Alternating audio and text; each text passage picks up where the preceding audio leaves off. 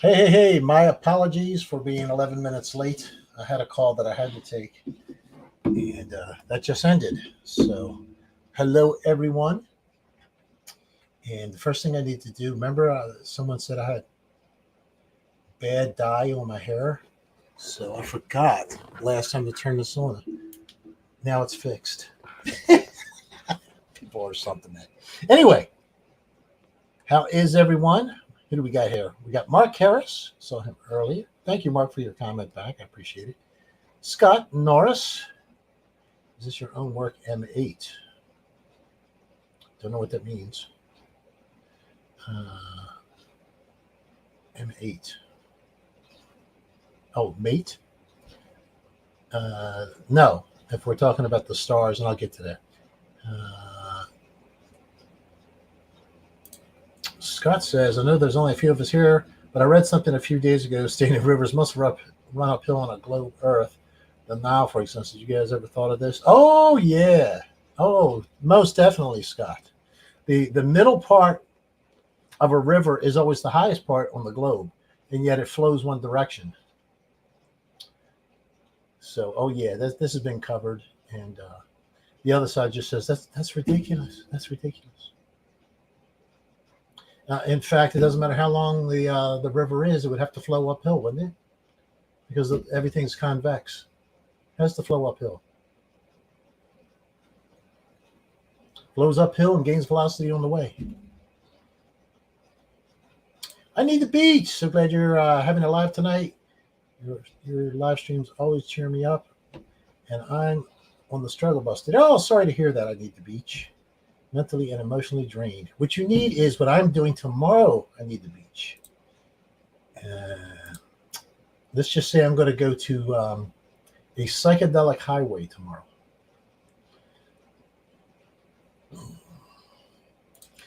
Rethink says, yeah, the rivers take path of least resistance, someone east to west. Hope you feel better. I need the beach. I'll pray for you. Cheer up. Cheers. Cheers. Get vaccinated. Some run east to west, others run west to east, and so on. And they always run downhill. Always. I think the stars are much closer to that than that. Remember, the first rocket hit the dome. Well, we don't know for sure if it hit a dome, but the bottom of the dome could be at that level, and the stars much higher up in the thickness of we don't know how thick the dome is. So think about it that way. So the ceiling, as you're talking about here, the ceiling could be 73 miles or even less. But we're told in Genesis, the sun, moon, and stars are in the firmament. So we don't know how thick the firmament is. And the firmament separates waters from waters. So it's not some weak little thing either.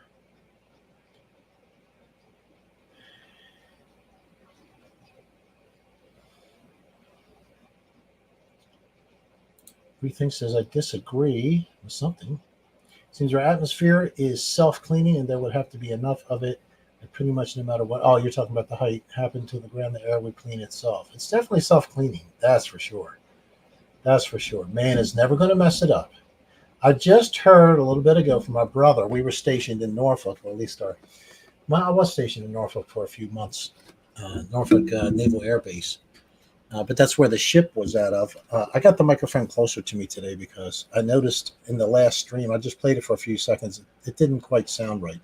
So I moved it closer. Quebec Flats. I thought about that too. I think the river may be thousands of miles thick, maybe as much as 20. I don't know. Several at least. You got it. I need to be. So we got 23 people. So what am I talking about? Let's J Tolan Media 1. You guys know him. What a great view it is looking to the west.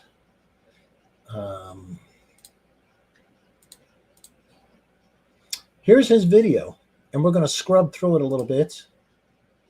Let me get to it and make it larger. I'm not going to cover the details. It's a 30-minute video, but he gets to the end at 21 minutes. The rest, he's just documenting stuff. And a lot in the front is him showing himself traveling to this place in the Nevada desert. And he shows all the different things he goes through, all the mathematics, and how he came to the conclusion.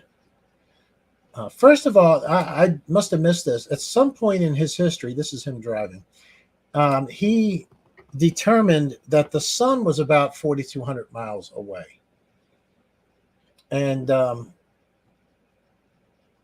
he was very surprised when you listen to him in this video that he couldn't believe that the stars came out to about the same thing. And he's got a 95% confidence, and he hasn't gone through all his data yet. But the data he has gone through has given him he's shown what he's aiming at, and all the different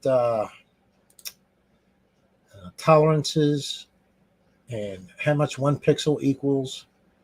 And I'm trying to find the what he's got, which is he measures it all off. We do all this, don't we? We do all this instead of like when you get idiots like the National Geographic, you go out to the Salton Sea. Oh yeah, it's about 18 miles away. Look what happens. You can't see the balloon until it gets this high, but you actually can see it right away. But it's in the mirage, inferior mirage that they had going on that day.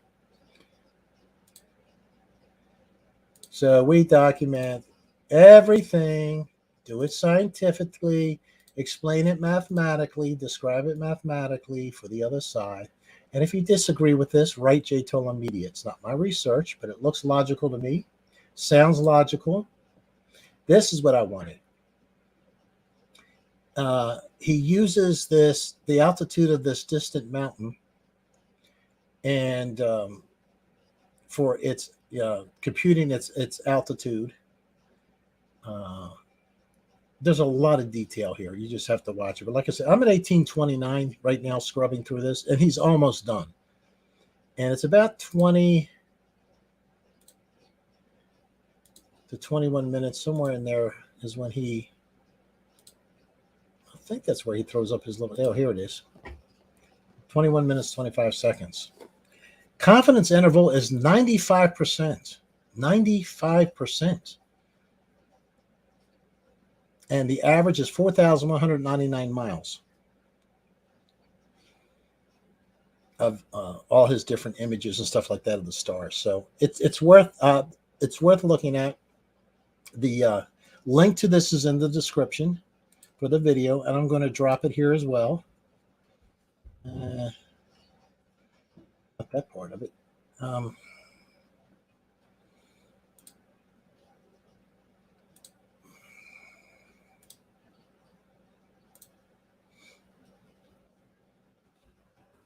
Does anybody know, and this is the most we're going to talk about anything medical, does anybody know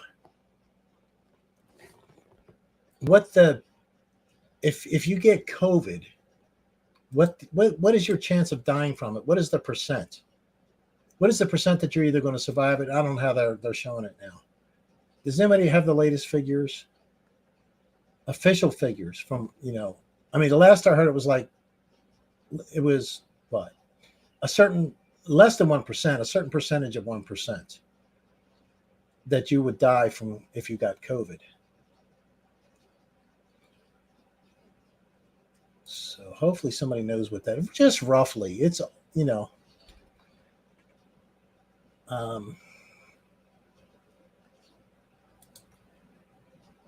I want to show you a video, just the title. I'm not going to make any comment on it.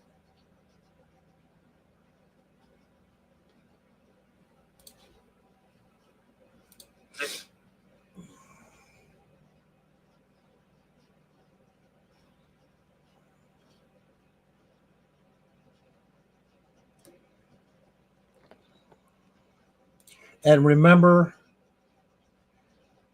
all right, 97.7% survival rate. Thank you, Quebec Class. So you have a 3%, 3.3%? Is that it? And that's including everybody of all ages.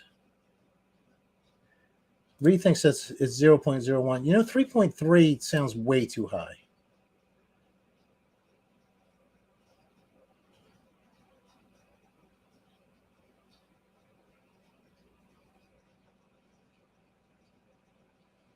$2.3 seems high. It's less than. Well, maybe I can get an answer.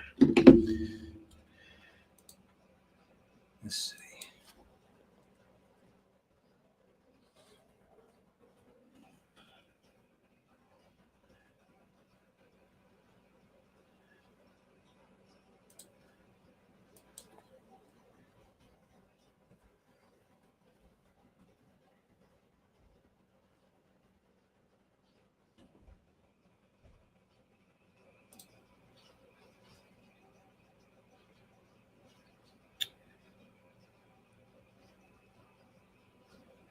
Oh, well, we can do the math ourselves.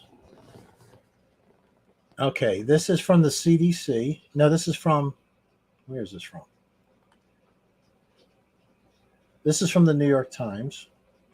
And I guess I should share it so people don't think I'm making up the numbers, especially people like YouTube. 99.7. That sounds right, Quebec flat. Like 0.3%. Yes. That sounds right.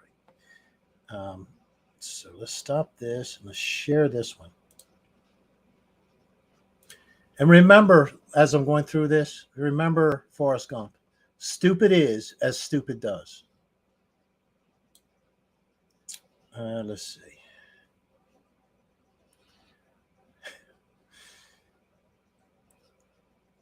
Here we go. All right, this is official numbers, okay? We have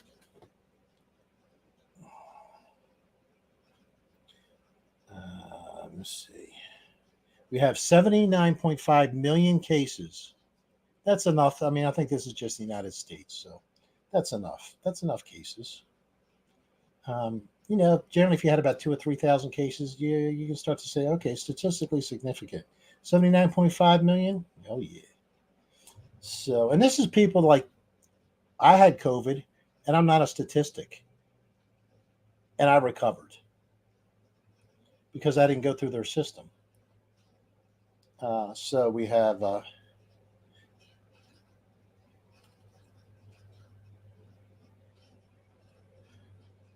960. So we have we're looking for the ratio of deaths to cases.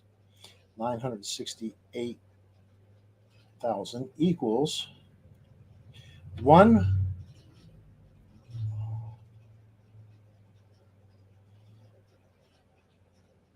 divided by 100.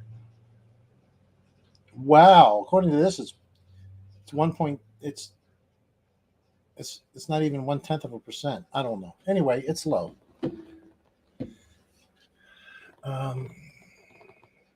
Maybe one. Let's say. Well, let's see. Let's say it's 1.2%, something like that. Whatever it is.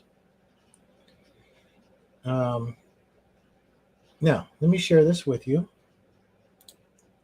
And I want you to read the headline, the name of the video.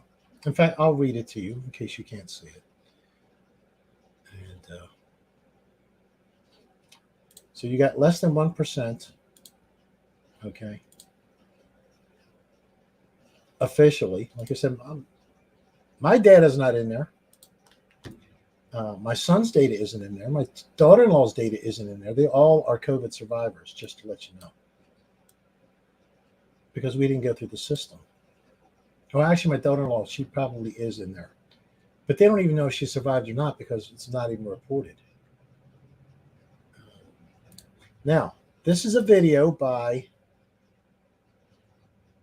Facts Matter with Roman Bolnikov. Here's the thing. This is from the this is official data. Deaths this is from the CDC or from VARS, which is anyway, 1.3% of the people that got the vaccine died.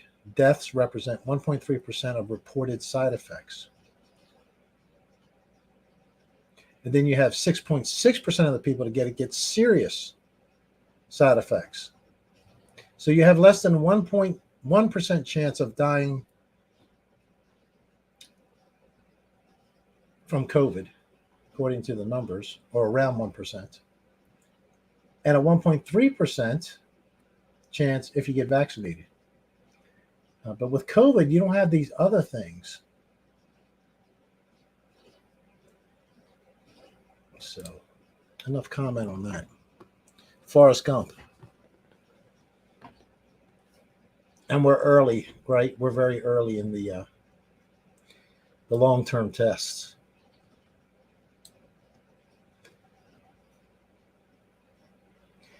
Gruffy, yeah, we can talk about it. We just did. We just covered it. I gave you the link. Here's the link again to the video. He explains all his mathematics, all his methodology, and everything he went through to show very easily mathematically how high something is, how distant it is.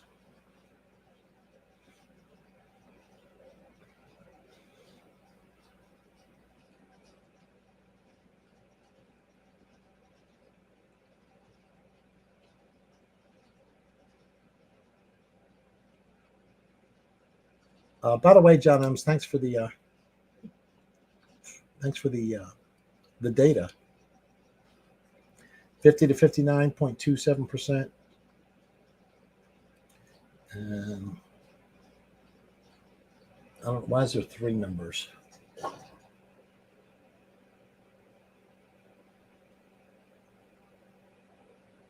Uh, 60 to 69.59, a little bit more than 0.5%.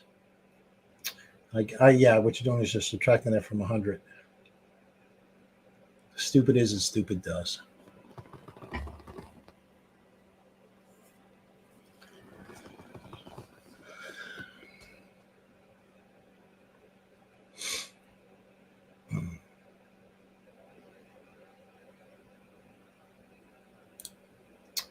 The Earth is flat. It could be an infinite plane, and the firmament could be a parallel infinite structure division.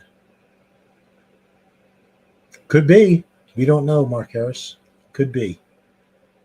Could be. Anyway, he explains it very well. Like I said, if people that generally write me and say, you think that that's right, well, you should write J. Tolan Media. It's his work.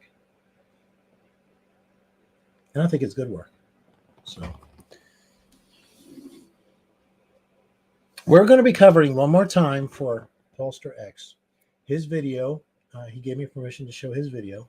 He's going to show that there is an angle that works, a crisscross, and I'm going to show why it still doesn't work.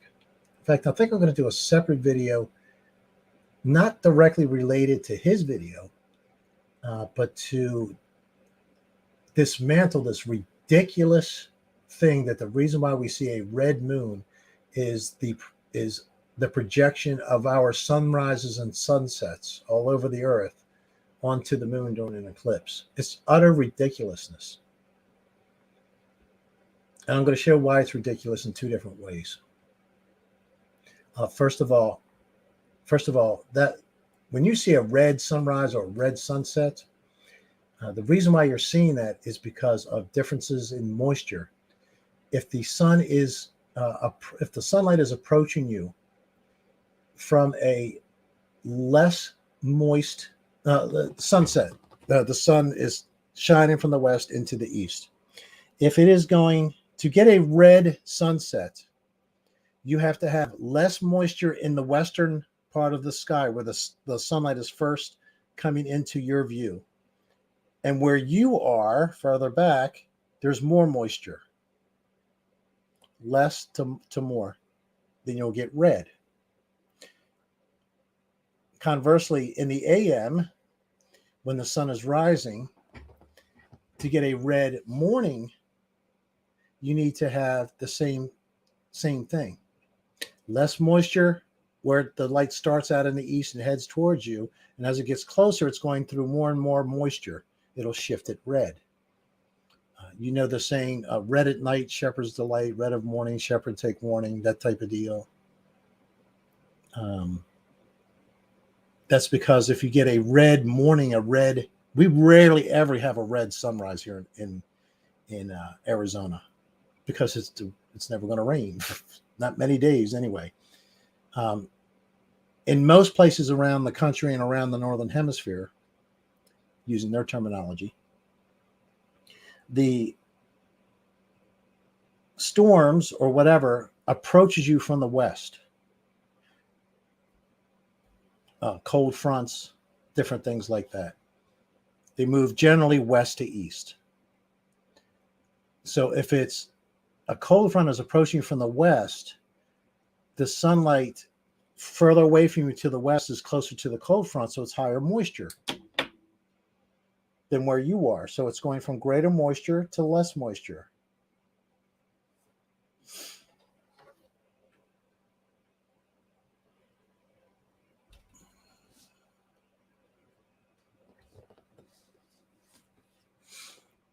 That won't produce red. That'll produce a regular sunset. But if the front is already just past you and to the east, you're more moist than to the west where high pressure and drier air is building in, so you will get a red sunset then. Fair weather coming.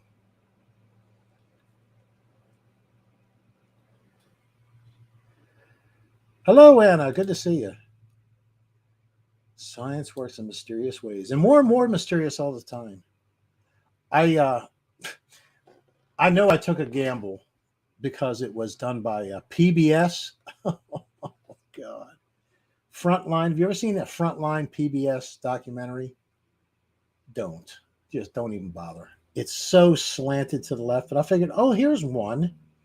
It's not even political. It was the history of, they're so bad. They're so bad. It's the history of Christianity. And it starts out with Jesus. And I got about 4 or 5 minutes into it, and I had to turn it off. It was so stinking bad.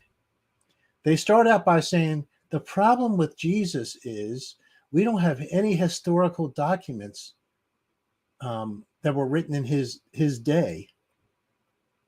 I'm thinking right away, you got Josephus.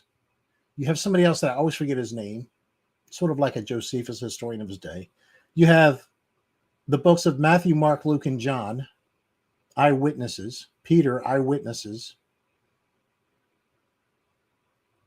And you don't have any writings of the day. And so what then they get, the conclusion from that is, so what we get is so many different kinds of Jesuses. Click. It's like, how dumb can you be? So I think maybe 100% of PBS Frontline documentaries suck. You're surprised they said, yeah, I can give you the link if you want it, Science. You can verify it yourself. I'm like, oh my Lord. As I say, we have more historical documentation about Jesus Christ than we have about Caesar. Written in the day.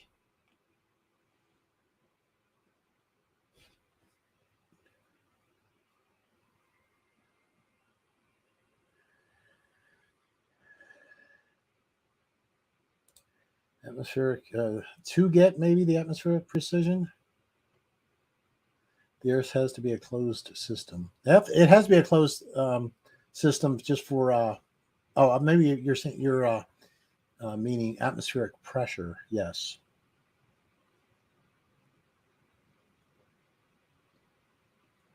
Science, you've seen it? Or just anything from them. It's just unbelievable. And I was looking at the titles of the different things they had. I was like, oh my God. One of them, they spent a whole whatever, the insurrection on January 6, 2020. I didn't see anything about the insurrection in the summer of 2020 when Seattle was burning, Portland was burning rather, and so many other places were burning, people being killed, mostly peaceful protests. I didn't see anything on that. Nothing. No worry, Quebec flat. I kind of figured that might be the case. Sometimes I mix English with slang too much. Not usually on here, but I do it a lot. And I don't realize sometimes that some of the people, I was just raised that way. It was a very poor neighborhood, and we were all into slang. And sometimes I switch into it, and I don't know why. And I'm talking to someone in there, I realize I've kind of lost them. I'm like, oh, this means this. Oh, okay, I get you now. Usually with my family now, who never grew up where I did.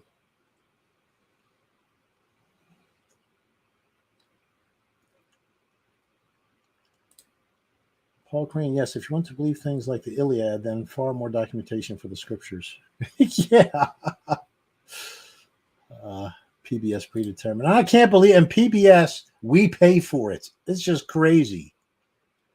It's propaganda that the American people are taxed for. And yeah, Frontline is the reason January 6th blew up so big. Footage was staged. Now, wait a minute. You can't say misinformation there, Anna. You have a strike. We live in such a world. We live in such a world. I won't be long here tonight, guys. I'm mentally fried. And I was late, and it's hot. And I was late with Charlie. And Charlie, he's about 70%. He has good days and bad days. Today was a good day. But he's out of his prednisone now, so we'll see. It's like the day after he takes his prednisone, he's much better. Anyway, he's a handful at the moment.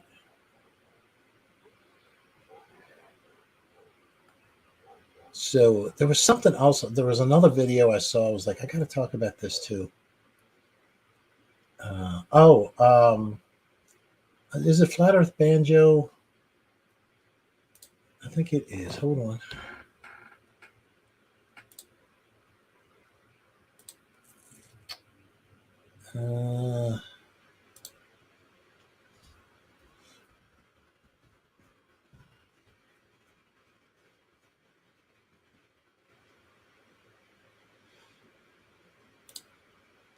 I have to go to my subscriptions because I can't remember the title of it.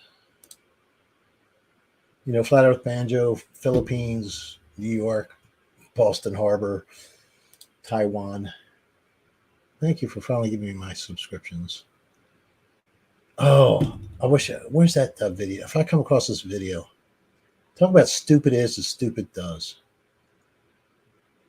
Remember how Joe Biden actually came out and said that the reason for inflation and for the high gas prices is Putin? And you're thinking, what a freaking moron. No one's going to believe that. They believe it. The people on that side, they're so stupid. They believe it.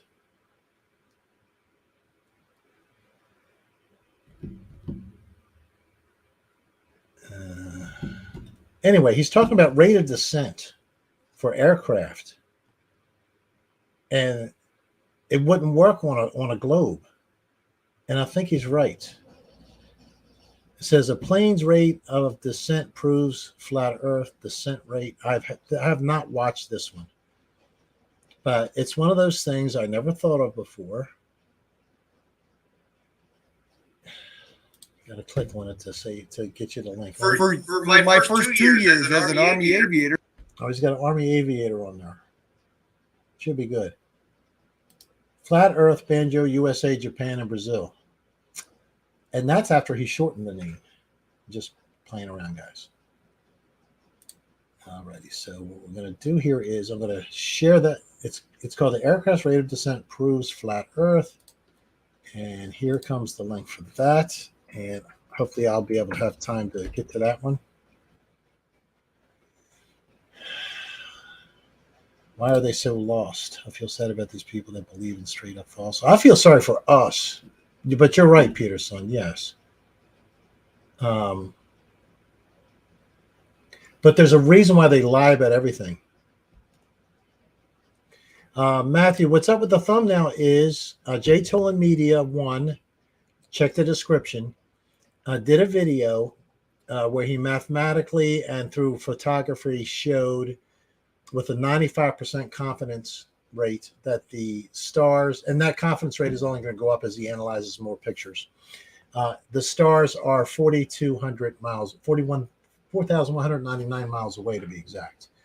And it's well worth watching. It's 30 minutes, but the last 10, he gets to the point by the 21st minute. The last part, he's just filling in some data points and talking about the mountain that he went to. And some of in the beginning is just him driving. But I got to get this video of this. It's like, this is why they lie.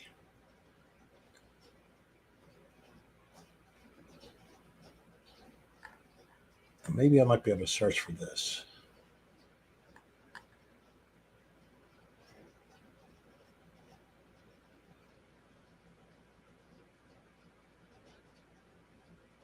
Oh, I remember what the thumbnail looks like. So hold on. I should be able to spot it. Took me a minute to recalibrate myself to that one. I saw that this morning, so I think, or yeah, this morning. Here it is. Liberal melts down over gas prices. Look at.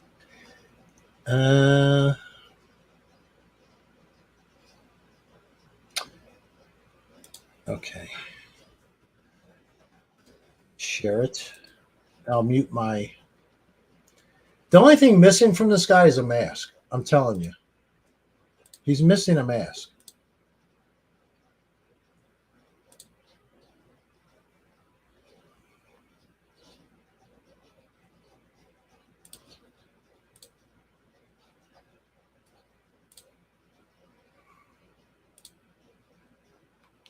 I'll reset it. Now I'm going to mute my microphone, so I'll be back shortly.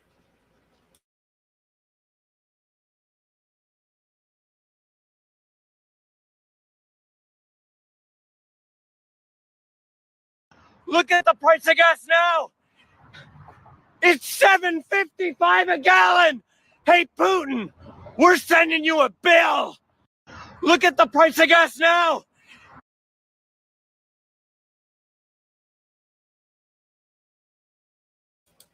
He doesn't even know how to read a gas sign.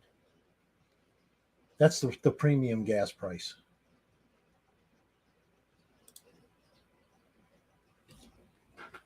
He believes it. He believes the propaganda. All they have to do is say it once. It's Putin's fault. No, it's Biden's fault. He's the one to cut off the pipeline and cut off any expansion in our own oil. We went from energy independent under Trump to dependent. And look what it does for you.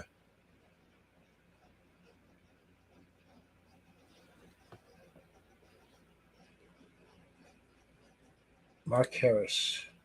Oh, good. Airplane descends faster than gravity's pull. I saw the video. Thank you for that. Is it worth watching the whole thing, Mark Harris? Yeah, there you go, Jason Prue. It's all Trump's fault. High gas prices. Yeah, that's right. Last month it was Trump's fault. The whole first half or first 6 months at least of Biden's presidency. My predecessor's fault. My predecessor.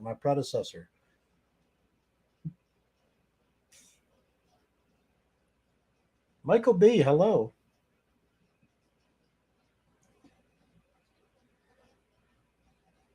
How do you know he's liberal?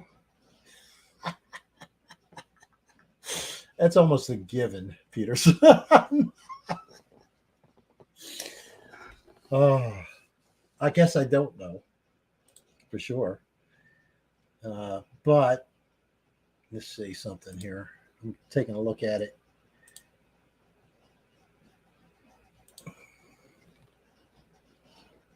It's got to be California for the prices to be that high, first of all. So you got a higher percent chance right there. The guy's walking, not even driving.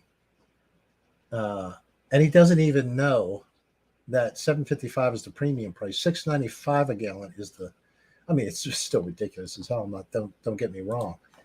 But generally I find that people that aren't liberals are a little bit more educated than that and aren't going to fall for a line by Biden that it's Putin's fault. So I'd say it's about a 99% chance. Now let's give it a 1.3% chance that he's a conservative.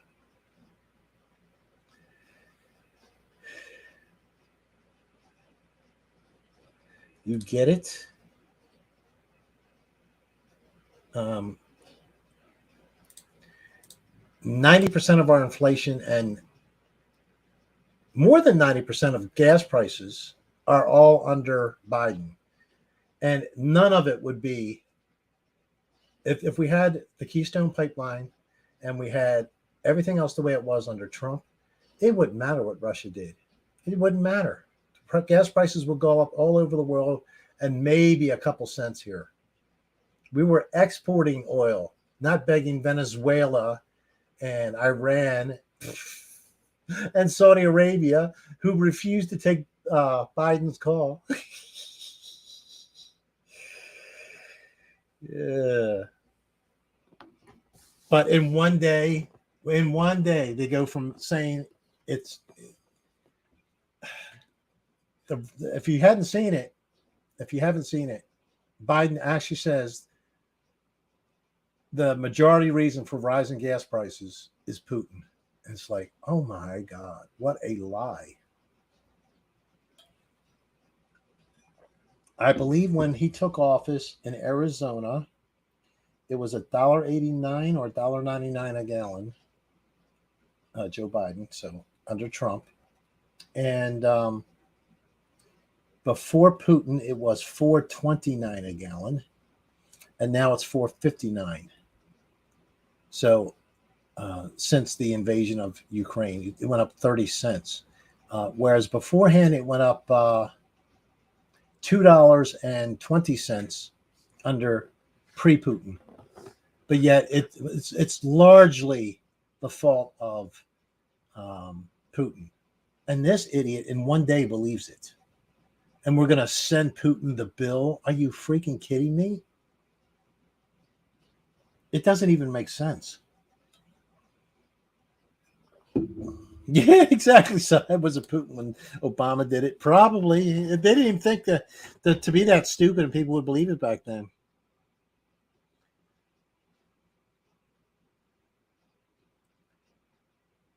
Being liberal is being confused with being progressive. If you're talking in the classical liberal sense, you're absolutely right. I should say progressive. Remember on MSNBC, their whole lineup was lean forward. And I remember I cracked my one son up. He said, "What's that?" I said, "Actually, what it really means is lean left." And he got it. He started busting out laughing. Lean forward. Because their way is the forward way of thinking. How's that forward way of thinking working out for us? Real good. Oh, and did you see Janet Yellen, the former head of the Fed, who is now the head of the Treasury? It's like families sleeping together. It's all inbred. Well, we're going to have to put up with uncomfortable inflation for at least a year. It's not uncomfortable for her. She prints it all she wants. Nothing uncomfortable for her.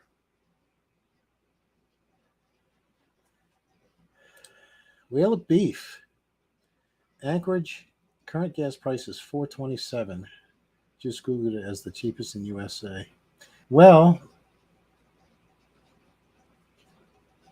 why is theirs even so? Oh, I know why. They produce oil, but they're not producing. They don't have probably a lot of refineries, if any, up there. That's why.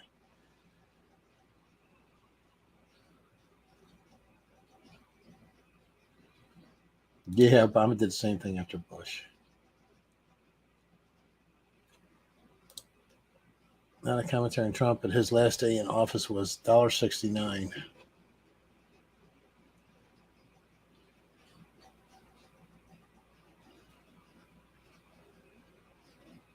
Okay. I had a missed call 19 minutes ago. Interesting, since it didn't ring. I am going next month, guys. I am going to the East Coast from April 26th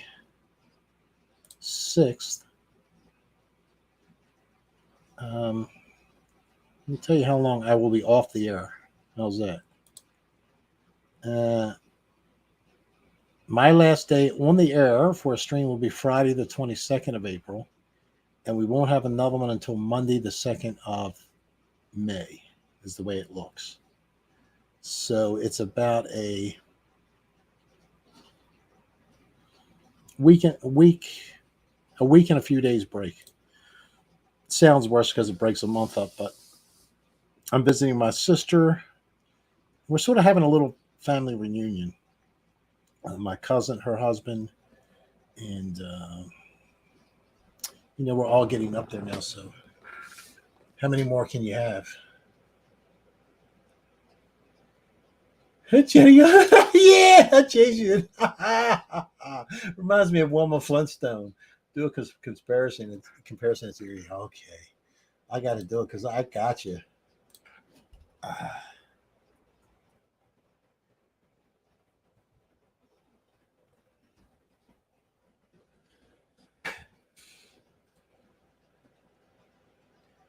Come on.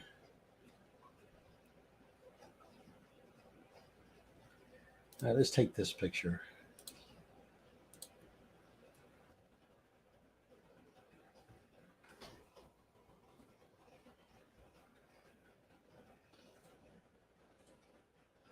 Hold on, guys.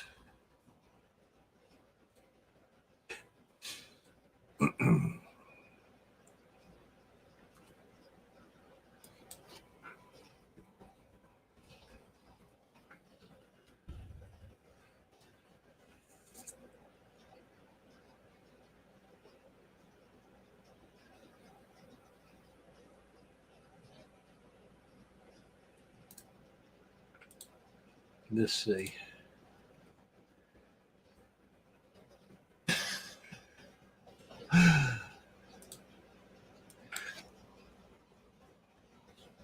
Had to blow one up a bunch, so it's going to be a little blurry. All right, here we go, guys. You never know what you're going to get on this stream, do you? We're going to see Janet Yellen next to Wilma Flintstone. I'm sure there's better pictures of each that make it look better, but this is just real fast, drop of a hat type of deal.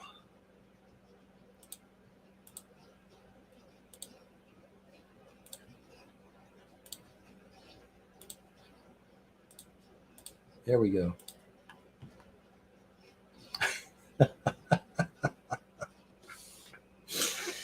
Now imagine Wilma Flintstone with gray hair. Pearls. Oh, they got the pearls.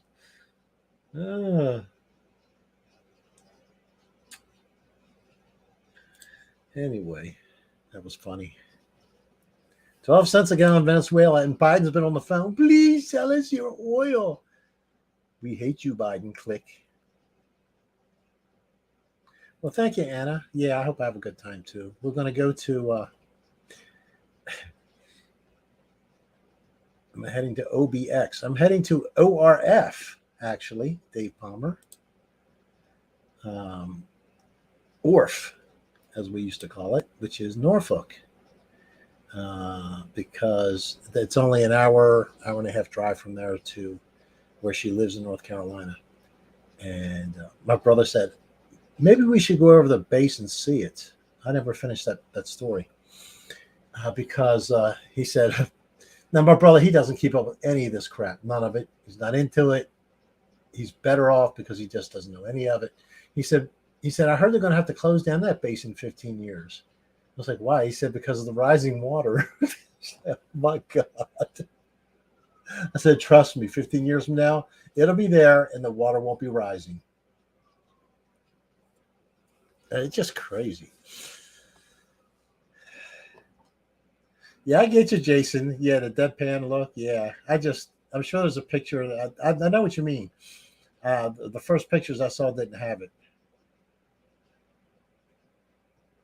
Janet, you might have known Wilma Flintstone. She looks old enough. I know Wilma Flintstone. I'm old enough.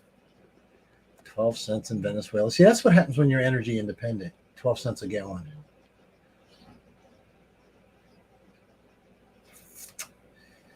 Second Thessalonians 2:11. Strong delusion. Look these two words up in Greek. Mind-blowing coincidences. What are they, Dean Floyd?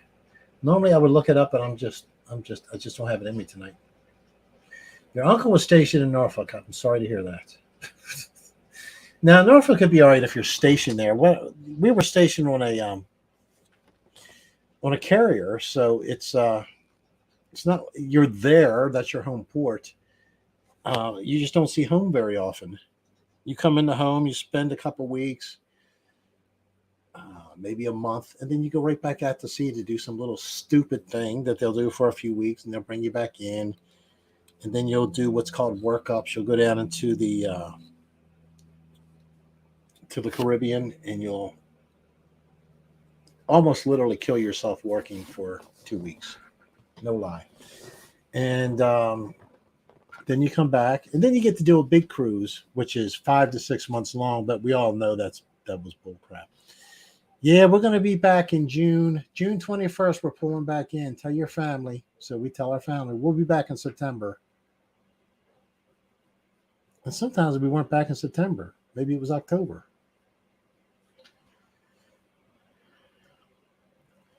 Your nephew is stationed there now in the Navy. But just think. The water's getting ready to come over the piers.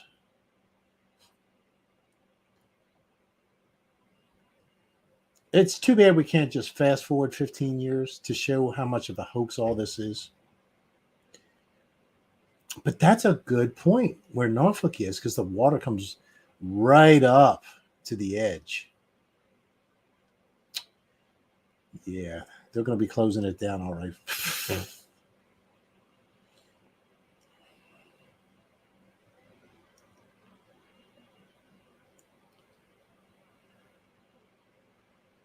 Matthew, here the thunder here. Rain is pouring with wind from the southwest. Sounds like you got a cold front coming through or a squall line. You'll get the southwest, and as soon as that front passes or the squall line passes, it'll shift to the west-northwest or northwest. In the mid-1930s, glaciers were melting massively, but the oceans never inundated coastlines. Yeah, that's right, Mark Harris, because we've had all kind of back and forth. We really have, all over the place. It's like during we had a mini ice age during the American Revolution when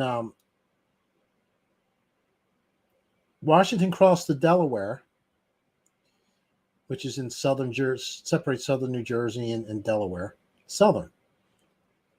On Christmas, it's 3 days into winter. 3 days. The Delaware was mostly frozen.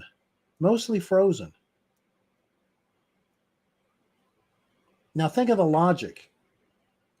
And so, I'm sure by the end of winter it was totally frozen. In fact, I've heard reports that it's a good thing he did it then, because a couple weeks later it was impassable. So it's totally frozen. So the logic is then when all that melts, just think of all the flooding that's going to occur because of the rising river. It doesn't happen. It doesn't happen. Good evening, DMB. Strong inner delusion planes. Let's see. Energy planes, huh? Energy and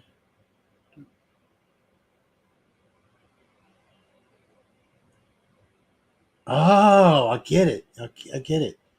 At least the second half of it, planes. I'm telling you, the lie is the globe. It is the lie. Because without that, you don't believe in aliens coming. You understand it's demons. And when they come, like I said, you have to. Is it on YouTube? I hope it is.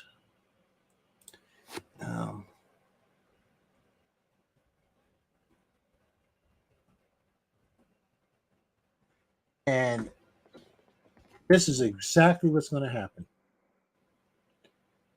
Oh, come on, please. Oh, it's on IMDb.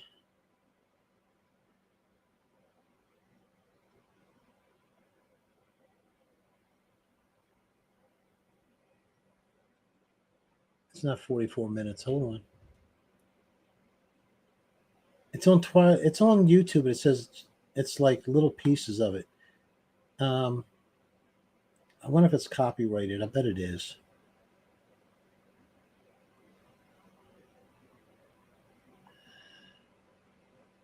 I can show a picture of it though.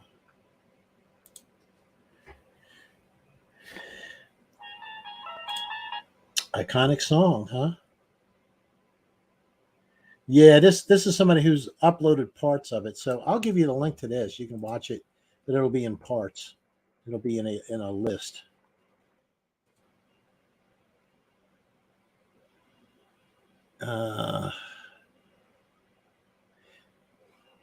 Where's part 2? Shortwave that on that given. And it's the United Nations welcomes them, and they come and talk to the United Nations.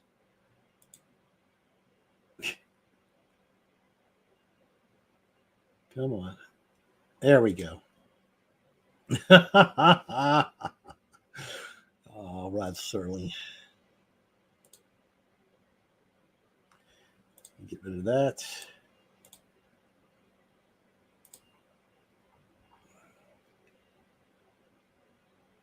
Can you guys hear all that clicking when I'm clicking? Just curious. Ain't going to change anything, but just curious. Oh, interesting. It goes dark if I'm not there, huh? We come as No. There we go. There's the alien. We come as friends. Hey, you got to watch it. If you've never seen it, you got to watch it.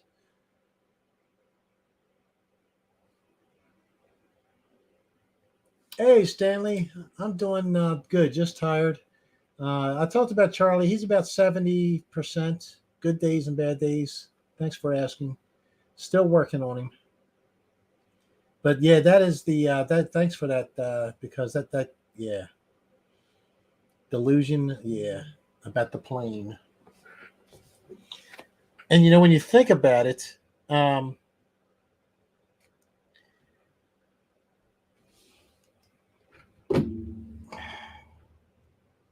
they did was, I was watching a little bit about the Inquisition. And you always think about the Spanish Inquisition, but there was a Roman Inquisition. There was other Inquisitions that went on, all in the name of love of Christ.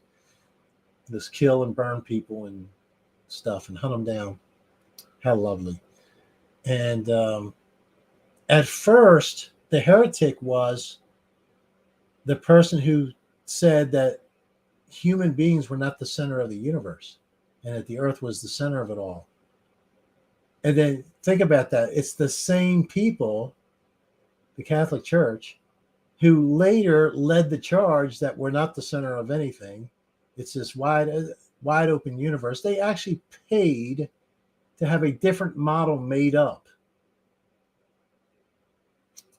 And just like telling people that high gas prices are Putin's fault, people believed it. They just literally just came up with an idea, just like the idiot Darwin came up with evolution. And people believed it. It's unbelievable. When his own proof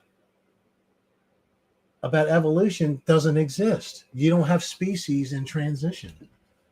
Never. And you should always have it. Always. There should always be apes or whatever it is that we came from, supposedly. They should be transitioning into humans. You don't see it with humans. You don't see it with any other species. But people believe it. Or how about nothing exploded and became everything? Goes against their own second law of thermodynamics, entropy. Things get worse, not better, over time. So you had chaos turned into order. From chaos, we got order. Rolos, hello, Rolos. But people believe it. If we can send Putin the bill, what a doof. Like I said, the only thing he's missing is a mask. would complete the whole thing. Biden comes out and says, by a large part, the gas prices are mostly the fault of Putin. And I just told you, Putin's responsible for 30 cents. Biden's responsible for $2.20. One day after he says it, you have that moron upset that gasoline is $6.95. And so he probably thinks that Biden's doing the best he can. And how about these idiots? Remember I told you you can't trust anybody in the Senate, except for maybe one. I mean, not just the Senate, in Congress. 40 Republicans want to send fighters to Poland so that they can be used. That's called escalating into a war. 40 Republicans, probably every Democrat's for it.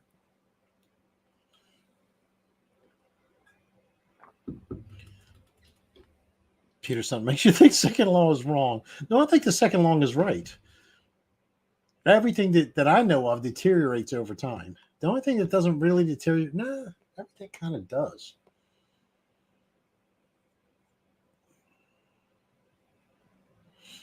Yeah, Stanley. The analogy of a tornado going through a junkyard and creating a 747.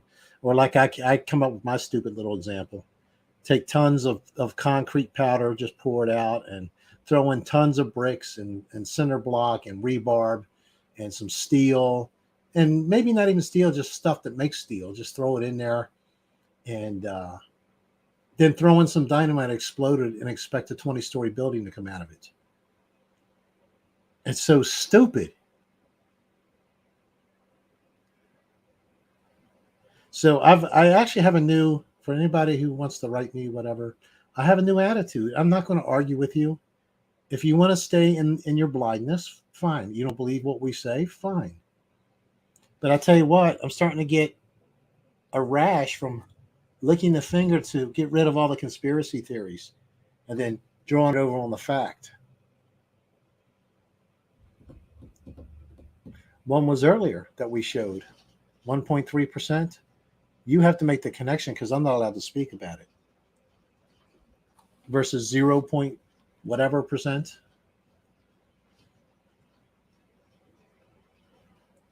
Rhinos, Republicans. They're all bought. There's so many. There's 40 senators at least bought by the military-industrial complex. You don't buy fighters. Let's see. We're buying them. This is the bull crap of it. You don't get fighters and send them over to where the war is happening or a neighboring country. That just escalates.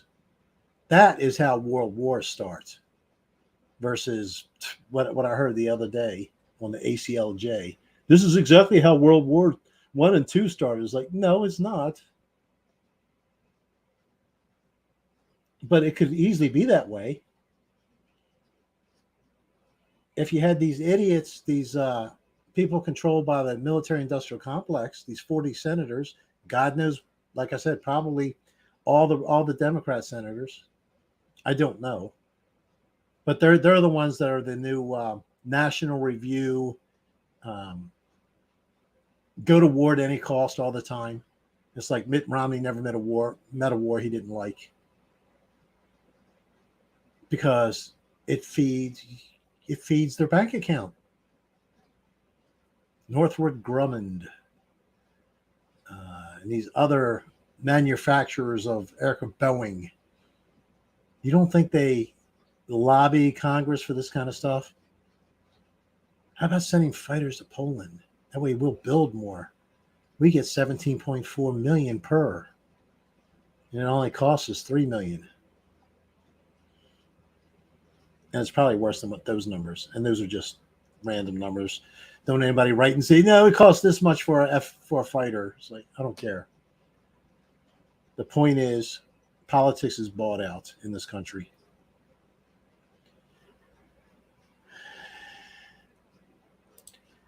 Elaine, should I post a link on biblical/false Jews leading to RU and DS today? What is RU?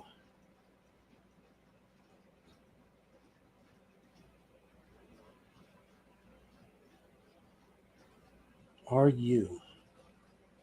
I know DS. I guess you mean DS, deep states.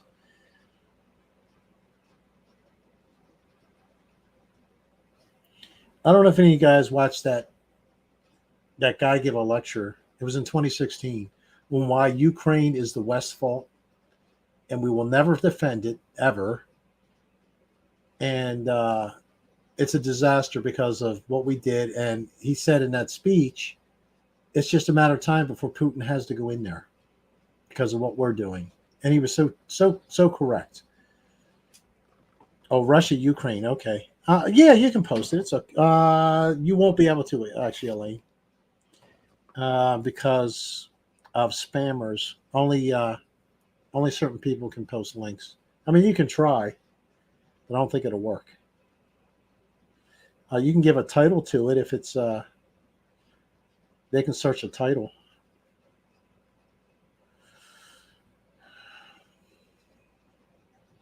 Syria is another one. We're never going to go to war over Syria. And he explains it very, very clearly. We have no strategic interest there. We have no strategic interest in the Ukraine. None. It's not worth. Now, you might have these idiots like these 40 senators on the Republican side at the National View all pushing, let's go to war, let's go to war, let's go to war. See, because they never send their relatives. They all make too much money. They can get out of it. Their relatives, their sons, their daughters, right? Their fathers, their brothers, whatever. They're never going to fight the war. It's your blood. It's your blood that's got to do it. And when you understand everything that's happened over there, what we've tried to do, it's the equivalent. Remember the Cuban Missile Crisis? Imagine Russia is the United States and Cuba is Ukraine, and we went to the Ukraine and we were going to make them part of us, NATO, and put in all kind of defenses and missiles and stuff like that. Do you see the issue? We had an issue with it, didn't we? Or you can take more modern. Russia, Canada becomes a satellite state of Russia, and then or China. China starts to become a satellite state of Canada becomes a satellite state of China, which they sort of have under Trudeau in some ways. And they just let all the military come in there. They start amassing on our border with Canada. It just ain't going to happen. But Putin is supposed to just let that happen over there. And the Ukraine is not part of Europe. Never has been. It's always been in the Russian sphere of influence. More or less, back and forth. Never Europe. That's ideas of mentally retarded people in the West trying to say, okay, you're going to be part of NATO. It's like, come on. It's ridiculous. Yeah, Dr. Shady Cat. Cuba with biolabs. How's that? I'm surprised we can still talk about that. That's not taboo yet.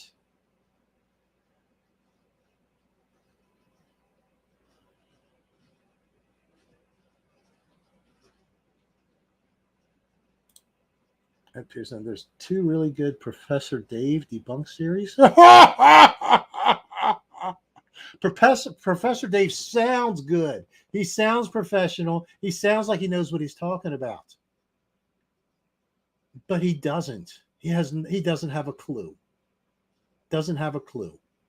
And for people to have a bias, a mental bias towards what they want to believe, they don't see it. When he shows 1 drop of water sitting on a leaf on a tree and say, see, that's convex. That's how the water works. You can't apply that to the ocean for several reasons. 1, the ocean isn't 1 big drop of water. That's 1. 2, there's salt, minerals, and other stuff in the water, which I'm not even sure. I got to do this. And when I go to North Carolina, my sister lives on the Atlantic coast. I'm going to get me some ocean water, and I'm going to do me some tests. How's that? One thing I'm gonna do, and it could be true, I'm gonna fill a glass up with salt water, or at least high enough, and they're gonna put ice in it until it's all the way up to the brim. And then I'm gonna let it melt and see if it overflows. Maybe it will, maybe it won't. But I'm gonna find out. That's the claim by the other side, but I don't see any videos on it. I don't see people doing the work. I see them running their jaws about it. No, I'm a saltwater well. Okay, maybe it will. Maybe it won't. It's about damn time somebody actually does the work instead of just spouting off it will.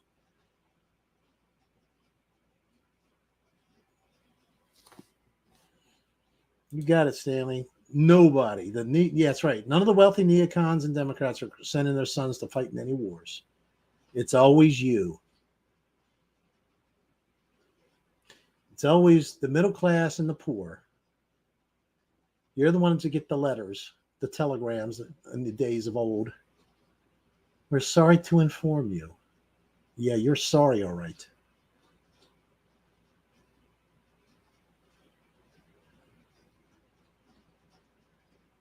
But also, I'm going to try the meniscus of salt water. But by the way, the meniscus goes the other way. It's concave. It's concave, Professor Dan.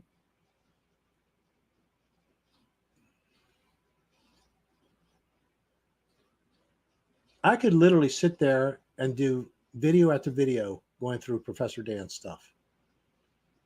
And you have to think about it for a second. It's like, okay, what's he saying here? What's he saying? Let me hear it again. And then in my mind, I start cracking up. I'm like, oh my God. Like when he was showing the bubble in a level. See, this shows that the water can curve and stay curved. It's like, no, it's an air bubble trapped in a closed system. It wouldn't stay that way in nature. The bubble would poop, pop, and percolate out of it. But people believe it because it goes along. It confirms their bias. And if he's really a professor, he sucks because he doesn't know the scientific method.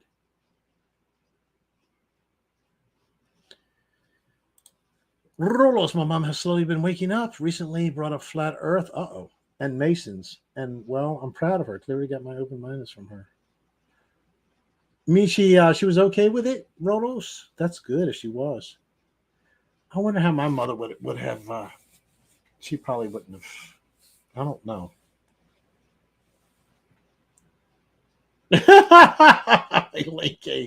Name 4 sons working in Ukraine. 1, Hunter Biden.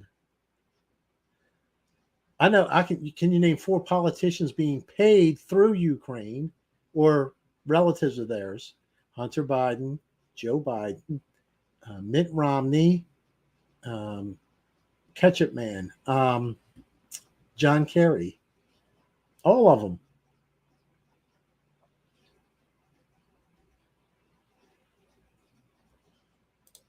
Can big drops of water rotate smaller drops of water?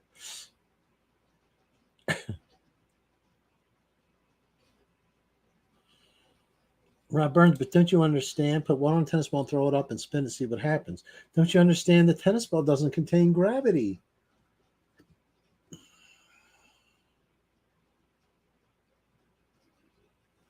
That's probably the answer you get.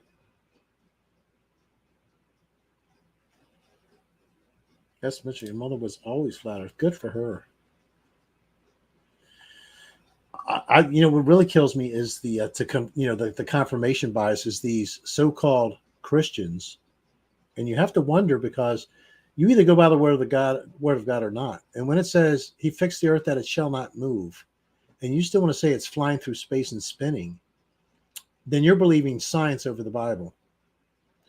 When the Bible says He pressed it out as a seal, the earth, but you want to make it into a ball.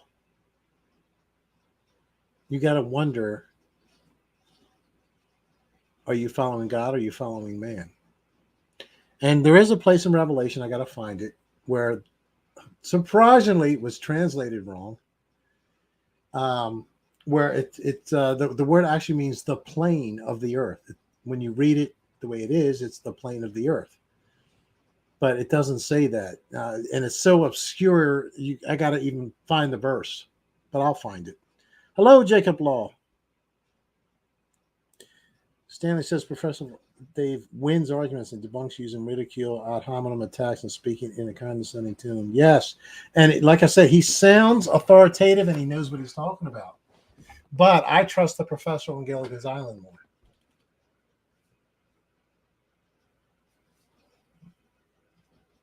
I trust Mary Ann more.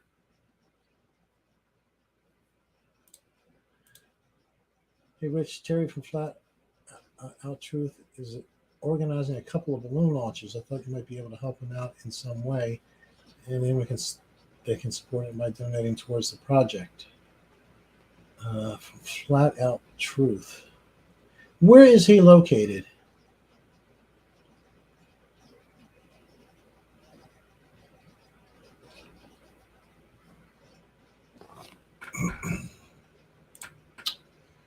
See if I can get in. I'm not subscribed to him. I don't get anything. I don't think anything by Flat Out Truth, unless he very rarely does videos.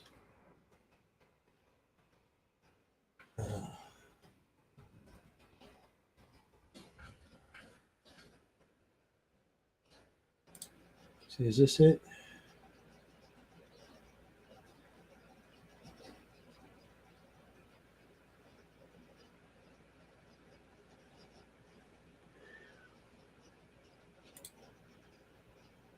Let me look at his videos. I'm not on this guy's radar, so I will first of all subscribe. Is this Flat Out Truth by Terry R. Eicher? Can you tell me if I got the right one there? From the videos, it looks like I probably do. You read some pretty cool Christian books in the 90s. They're probably banned now, Dr. Shady Cat. They're probably banned.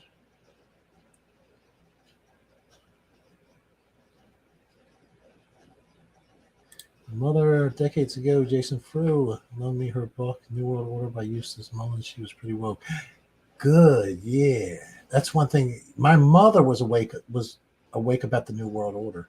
And when George H.W. Bush said it, she was like, oh. And I didn't get it. I was like, what are you talking about? She goes, that is not good. And I was like, oh, Mom.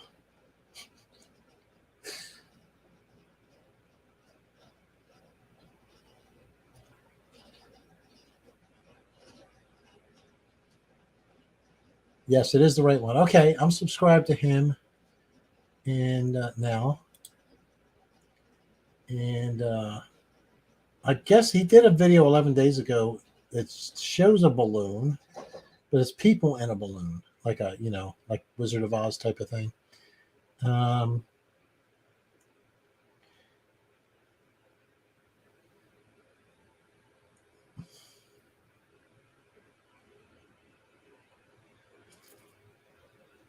I don't see where he's doing a balloon.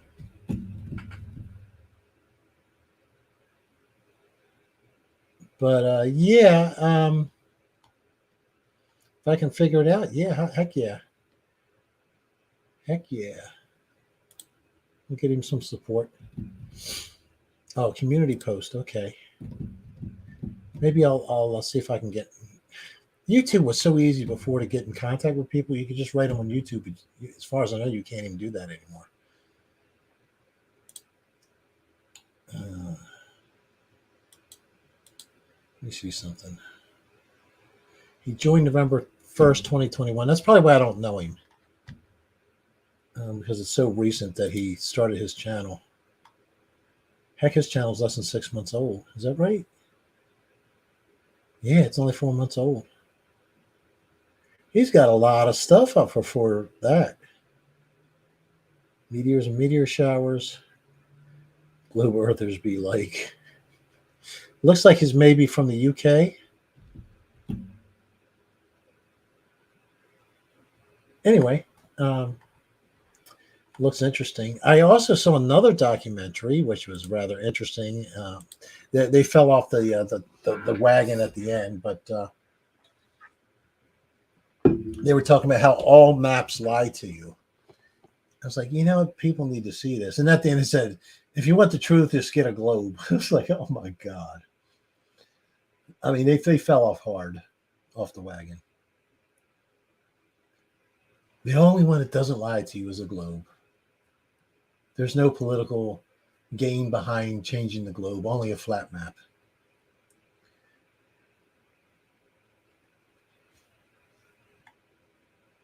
And I remember him in there. It said, the problem is you're trying to take a spherical object and make it flat. I was like, no, the problem is you're trying to pretend that it's a spherical object.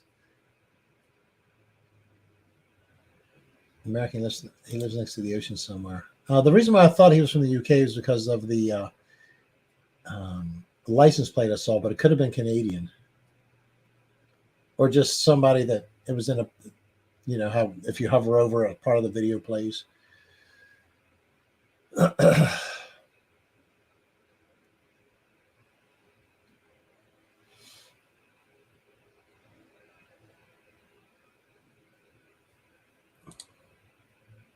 Genesis 1:10, and God called the dry land earth, and the gathering together of the waters he called the seas.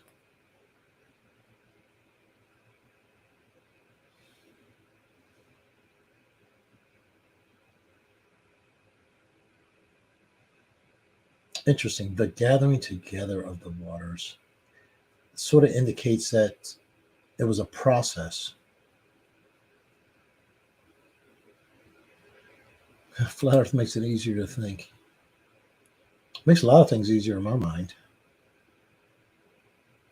I really don't even know how to explain this. I mean, it's not literal, but from the first time it really sunk in my head that we weren't moving through space and all that stuff, I slept better. It's like somehow we're safer. I don't know. I don't know how else to put it. He lives next to the ocean. Well, instead of a balloon, he should be moving inland to run away from the rising seas, plain truth.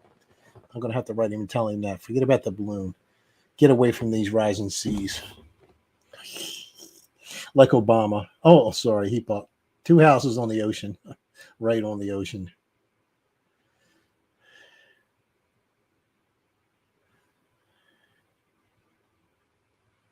Michael Pyle. Long time no see, buddy. Been overlanding my Jeep and almost flipped it over off a steep trail. Well, I'm glad you're still here with us. Called AAA. They brought out the 500K tow truck to winch me out. $250 later. Well, at least you were rescued. Thanks, Michael. Good to see you again. Good to see you. The globe is a flat Earth model based off of angular measurements of Polaris. Absolutely. Absolutely. Absolutely. Most people don't understand how that was done. When they moved a certain distance away from Polaris, and Polaris was 10 degrees lower in the sky, that became a longitude line on the Earth. And then they kept going and going and going until Polaris was at the horizon, and that became the equator. They reverse engineered it in. And what most people, at least in 2015, when I first came to it, that was a proof. And a lot of people still think that is a proof that we live on a globe, because when you get further away from Polaris, it gets lower in the sky. So it has to be because you're walking over a curve. And it's going behind the curve. Okay. What about perspective? Like, again, you're standing underneath a street light. And you walk away from it, and it appears to get lower and lower and lower. You must be walking over a curve. 1 + 1 = 7. It's one of those same things where, yeah, it could be a curve, or you could just be walking farther away from it, and perspective makes it lower in the sky. One or the other. 50-50. Flip a coin. Oh, how about this 50-50? I love this 50-50. Flip a coin. Actually, it's not even 50-50. It's like probably close to infinite to one. The sun being 400 times larger than the moon, but the moon is 400 times closer. So they appear the exact same angular size in the sky. And the moon, to add infinity to infinity, turns in at only 10 miles per hour. So at that rate in their model, we always see the same face of the moon. How convenient, all of it.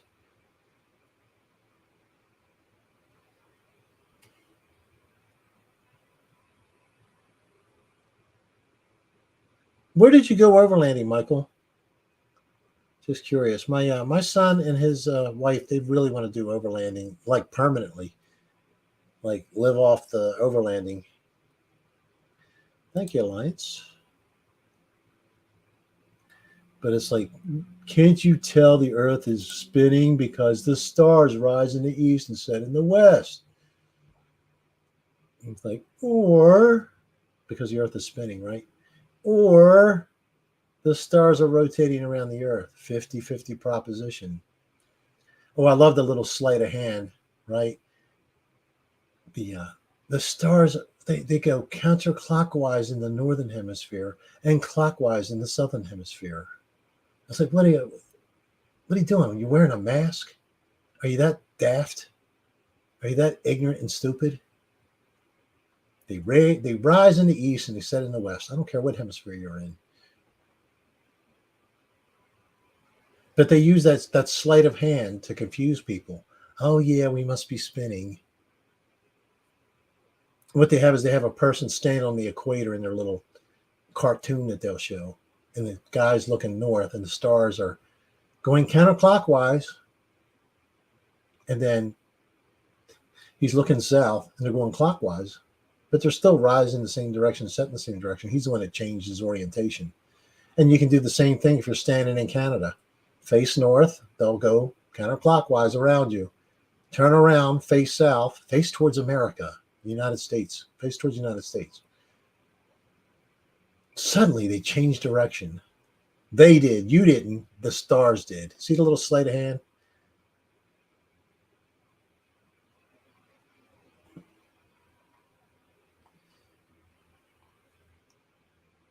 And the one who's really good at that is the professor. He's way more subtle. Like I said, you have to think through his stuff for a little bit. And it's like, oh, I see what he's doing.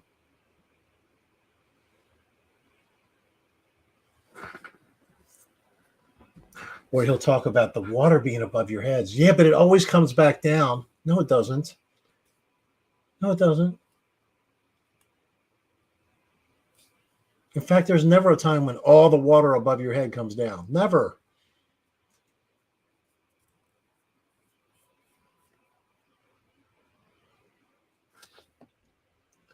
Super Coop. Most people can't think. They just repeat. Mascot proves it. Like I said, this guy that I showed earlier at the gas station, one day into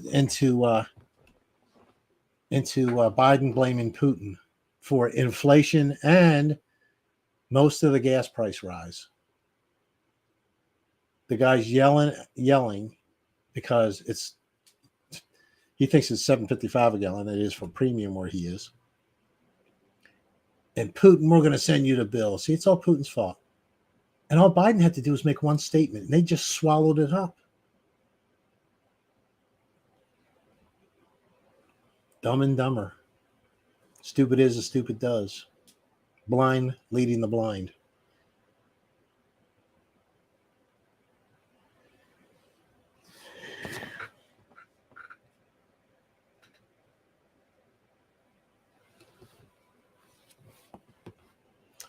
Elaine Kane. I get back to basics. The globe has to have curvature, and all they have to do is go out and physically measure it. They can't, and that is how many of us went flat. Yeah, they can't. They absolutely can't. You get CGI images of a globe. That's the closest they can get. And they will still stick to, if you show a video, even with the P900s and everything, pulling ships back in, right, that have disappeared over the horizon, supposedly. That wasn't enough. No, that's not really what's happening. It's going behind the fake horizon or the pseudo horizon, so like Coriolis, pseudo horizon, or whatever. It's not the geometric horizon, it's this horizon it's going behind.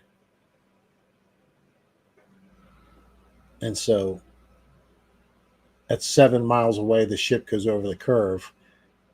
But on the other hand, they'll say at 61 miles, you're not high enough to see any curvature yet. But you can, standing on the ground, see a boat go over the curve at 7 miles. What's wrong with this picture? We've had balloons to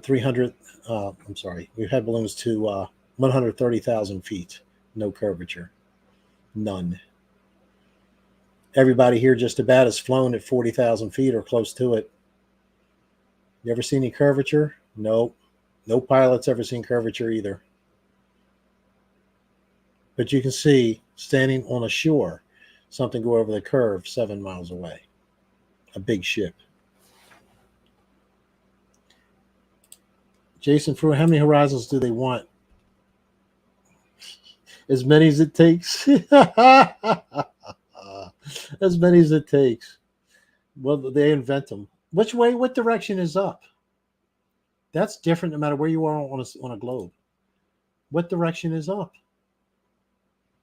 My up is different than your up if you're not where I am. In fact, if you're 6 feet away, your up is slightly different than mine. Minuscule, but slightly different. I still want to know, where in the world have they determined what sea level is? Where is that? And how do we know our altitude if it's not flat? If it's a globe, nobody can tell what their altitude is because you can't tell me, they can't tell you where sea level is. Because sea level is different all over the world by a lot.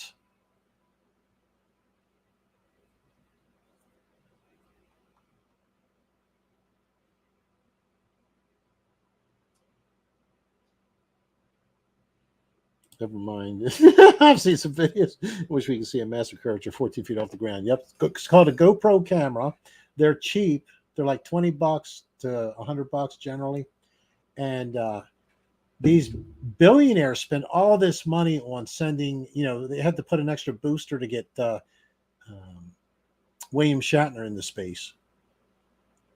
And they spent all these billions of dollars sending people into space.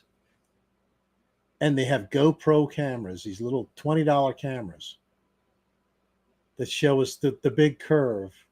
Well, what it showed us was when William Shatner was in space, he was definitely being affected by gravity. He wasn't floating around like everybody else.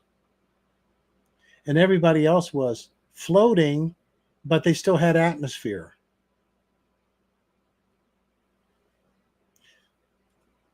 It appeared to me they were like, I don't know, 50,000 feet, 50,000 feet. It's what it looked like when you looked out the window. Looks sort of like what it looked like just when you're flying. And yet they're floating. Most of them, not all. But we saw what happens. You get over 100,000. Yeah, actually, it starts at about 70,000 feet. You start to get this compressed blue look as the blackness of the thinning atmosphere starts to move, appears to move downward. What it is the balloon's moving upward. But over time, that black and that condensed stuff, it starts to get more and more and more and more condensed because you're running out of atmosphere. And it's black. It eventually gets to where it looks black out, even in the middle of the day, and it looks like slightly below when you're looking down some, you can still see the blue. You've all seen it. If you've looked at a lot of these balloon things, you notice it. It's a compressed area where you go from nearly all black to a very dark blue, and it gets lighter in compressed areas as you go down. They didn't even reach that point when they were showing Shatner and the rest floating around. Again, Shatner didn't play the game right. He wasn't floating.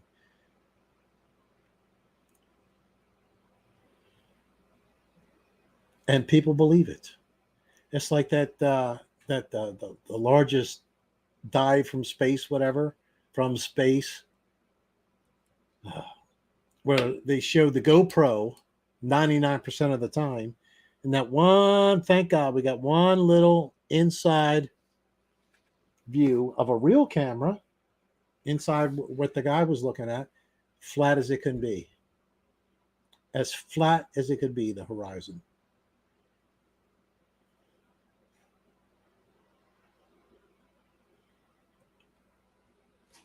Fat doesn't float. And the thing is William Shatner evidently needs money because he sold out. William Shatner used to go to these places where these scientists would say, "Well, this planet, it's this, and we know that this star," and he would interrupt them. "No, you don't know that. You can't even tell about what's happening on the Earth, and you're going to tell us you know what's happening out there." And finally, they'd relent. "Yeah, well, yeah, it's a guess." And then he actually would say, "There's no difference between what you're saying and science fiction," and there wasn't.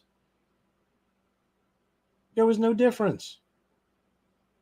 He used to be the biggest person calling them out, and only he could do it because it would take a celebrity to do it. Everybody else would be like ushered out. You know how they do. They come and usher you out. But he could get away with it because of who he was. Now, all of a sudden, he's going into space. And where he was not in space. And if the magic line is 1,000,000 miles away, or whatever it was, is it 1,000,000 miles? What's the line called where the Earth's gravity isn't pulling you and the sun isn't pulling you either? You're in the happy, sweet zone. Nobody's 1,000,000 miles away. They're supposedly 300 miles away weightless in the ISS. Or 200 and some miles away. Give me a break. Why are they weightless, but the moon, 230,000 miles away, is trapped it's just trapped in the Earth's gravitational pull. But 200 and some miles away, nothing's trapped. Things float.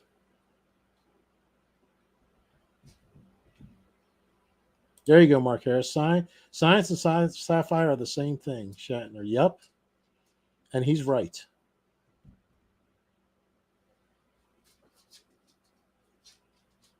Charlie, you okay?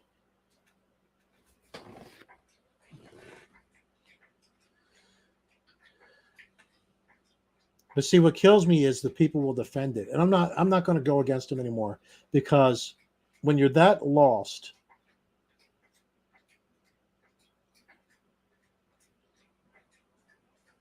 I mean, we're far enough into this now to where if you don't see the light, you're not going to see it.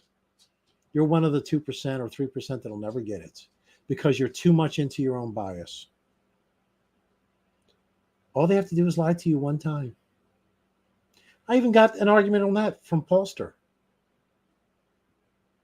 I didn't know because it started with this whole where they were faking the body bags, the dead people in the body bags, and somebody moved. And the point was, they'll do that. And once they do it once to you, and that wasn't the only thing. We've seen mainstream, and yes, it was mainstream in Syria. Remember when there was supposedly the chemical weapons? And they were all lying there, whatever. And then some people they thought it was over. They started getting up and walking away. We've seen it before by mainstream media. And then I showed 2 examples on the last stream where mainstream media did that. And eventually, one of them, ABC, apologized because they got so caught in it, showing the gun range in Kentucky and saying that was live what was happening in wherever it was, Iraq or wherever. Why? To drum up the war effort, to get people, oh, look how horrible that is. We got to do something about that. Send your son over and get him killed. Not one drop of blood. No more. No more.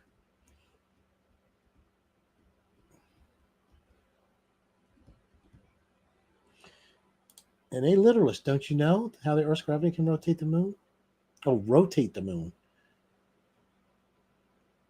I have no idea how the moon rotates,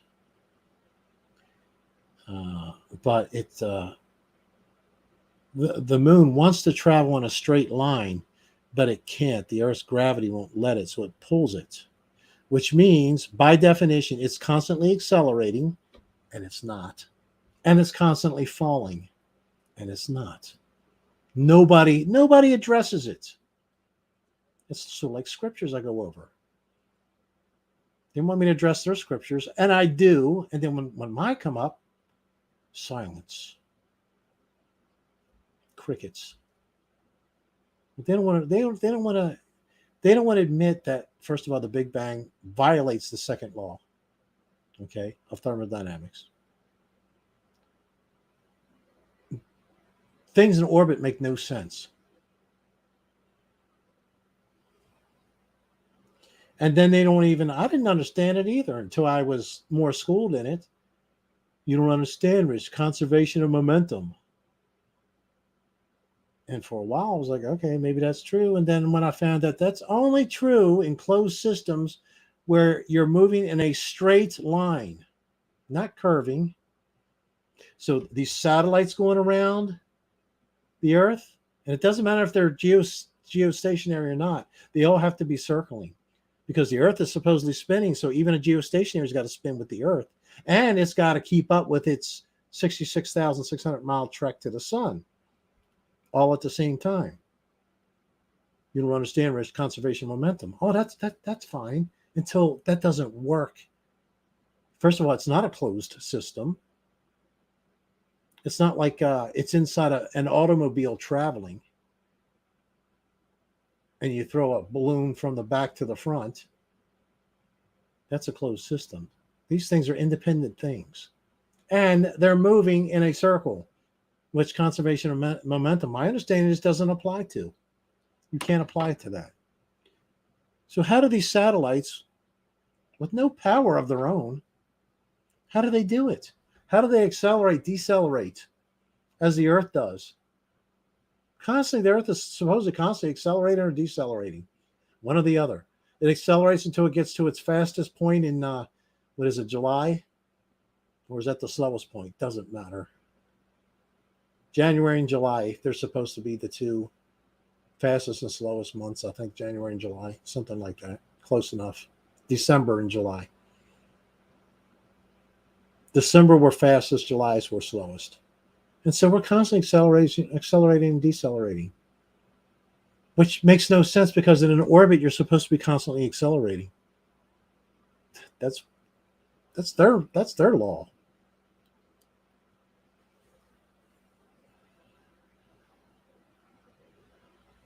Never mind, you got it. Nothing go faster than the speed of light, except the universe, which is expanding much faster. And there's the question I've asked that no one's answered yet on the other side. What's it expanding into?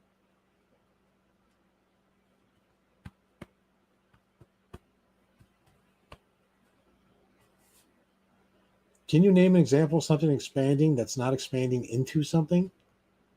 Taking up the space of something else?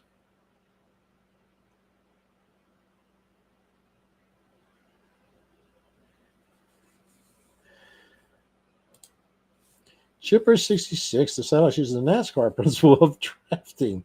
The Earth drags them along with it.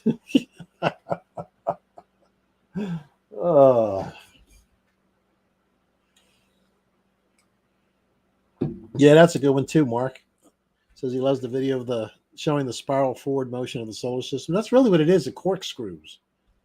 That's so stupid. Hello, it's Sheik David.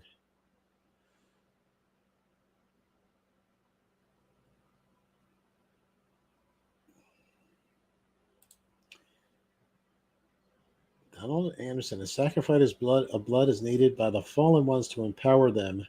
War helps them out a lot, and they cause them. Yes. Yes, indeed. Any shedding of blood, yes. And that is a principle that holds true for the dark side, the shedding of blood. Let me ask you a question then. Just throwing it out there, guys. I won't go down there unless people want me to. And I probably won't tonight because I'm too tired. What the hell is circumcision? Physical circumcision.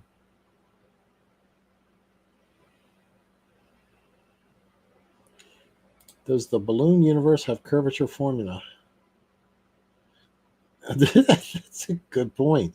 And how about when they come up with something that just doesn't make sense that they can't cover up, like when they did the what was it called, IMAP data or whatever it was called, and it kept coming back with the Earth as the center of the universe. They didn't know what to do with it, so they changed the parameters 3 times, and all 3 times it came back the same. Axis of evil, but I can't remember what the probes were called. So that was one of those things where too many people were involved in it and looking at the data, and they couldn't just, oh, let's shovel it. They did shovel it under the rug, though, because what happened was scientists started coming out saying, oh, we have to reinvestigate and restate everything we believe about the origins of the universe, the importance of where the Earth is, and on it. It was going down the right path. And then all of a sudden it was like, phew, you couldn't find it anywhere. More than shadow band.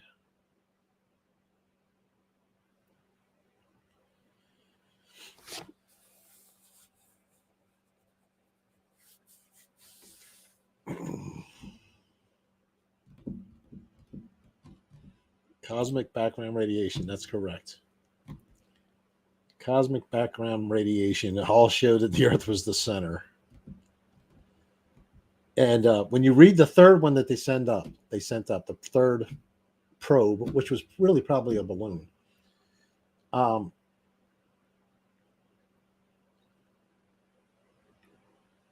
They actually said, in essence, paraphrasing, we don't like the data we've gotten from the first two. So we've changed all this up. So we know we're going to get a different result. And they didn't get a different result. And they were like, oh, burnt my mug. Elaine, I finished watching it on Roku. Time to get off the computer. Appreciate the chat and Rich. Thank you, Elaine. Thanks for being here. Appreciate it.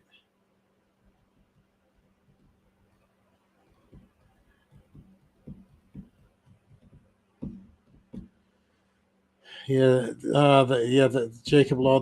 All that was from, and I believe it was from what's his name? The Seventh-day Adventist. No, yeah, Seventh-day Adventist. The archaeologist who found the real Noah's Ark because he decided to look in the Bible and see exactly really where it was. And it tells you what mountain it is, and everybody was searching on the wrong mountains, even in the wrong country.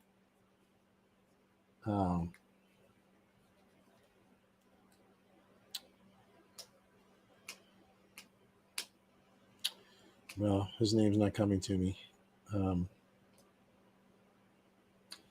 Wyatt, Ron Wyatt.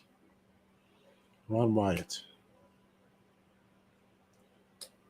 When he got so emotional when he was describing the blood of Jesus and started actually crying when he told the Jews, they were like, whose blood is this? Because we've never, because they told him the blood was so old it was going to be dead.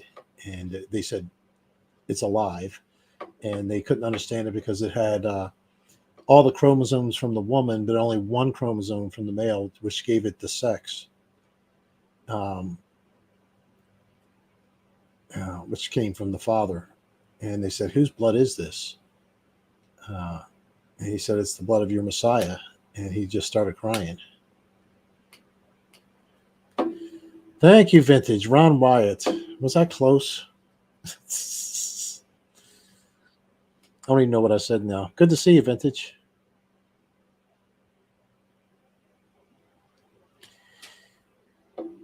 Yeah, the ark is under the cross, which makes sense because Ron Wyatt said that the blood was on the mercy seat. And the earthquake that happened, which was about as plain as you can get to state that the law system and the temple system was done, because it ripped the veil in the temple. When that crack occurred, his blood ran down through the crack and into the Ark of the Covenant, which was evidently hidden by one of the Old Testament people.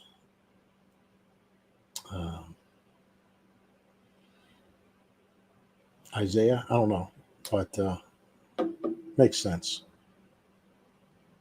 What's interesting is what he was told, and when I saw this, it's like, nah, it's not going to happen that way, but I can see it happening that way now.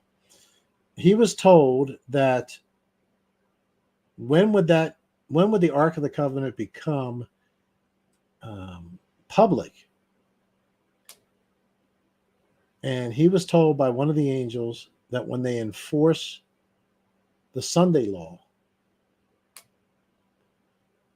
which is they're going to enforce the Sabbath on Sunday, that's the only day you can worship or whatever. I can see that happen with what we've been through in the last couple of years. I can see that actually happening.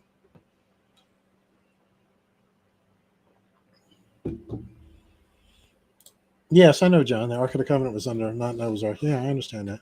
But he also discovered Noah's Ark, where it was really at. He did that first. Sorry if I confused you there.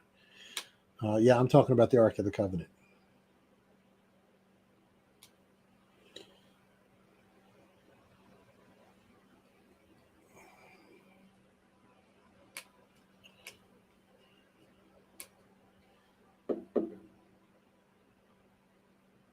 You know what's interesting, Jacob Law? I asked two different experts about the mercy seat. I said, was the mercy seat the highest place in the temple in the Old Testament temple? Did it have the highest, stature or whatever?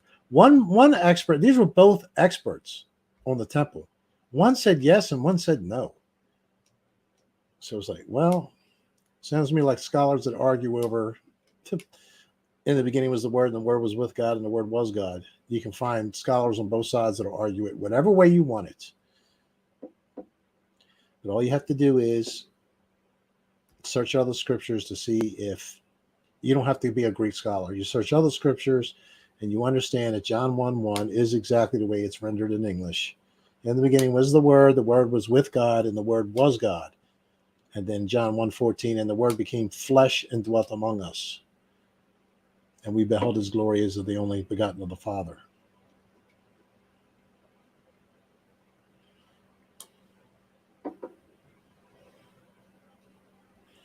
Yep, he also, not only did the chariot wheels, etc. Yeah. The only thing that was left, if you remember vintage, was the coral around the brass or whatever metal it was. That was the only thing that survived was the balls. Because they were metal. Everything else, was wood or whatever, and it degenerated and dissipated over time. But the coral formed into those spokes and to the wheel. You could see the shape, but you could see the one shiny thing in the middle when he would scrape it away. And what's interesting is only in Egypt during that time period did they have, I can't remember how many it was. It was 5 spokes or 4 spokes or 7, whatever the number was of spokes. They were the only people known to have used it was the Egyptian army. And he found the pillars that were set up, and it's in the Bible about the pillars where they crossed the Red Sea. He found one of them at least.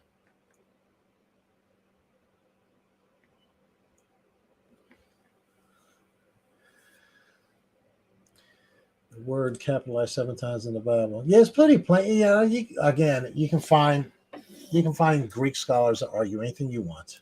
I've talked to several of them, and trust me, they can to the highest bidder, they'll argue it your way. But when you put it together with unto us a son is born, unto us a son is given, and the government shall be upon his shoulder, and his name shall be called Wonderful Counselor, the Mighty God, the everlasting Father. The everlasting Father. Who can that be? The Prince of Peace. It's talking about Jesus Christ. His name shall be called Emmanuel, God with us. How plain does it have to be?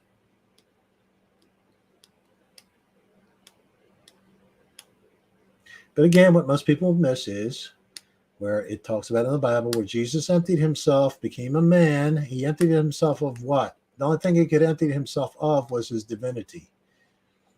And then he took that back when he rose back to the Father. And there's many other scriptures too, many other. Again, you'll ask the same people, was Jesus God? And like I just said, he wasn't on earth, but he was before and was after. No. He's something else. He's a created being, an angel or whatever. And then you ask the same people that make that statement, who's the Alpha and Omega? That's God.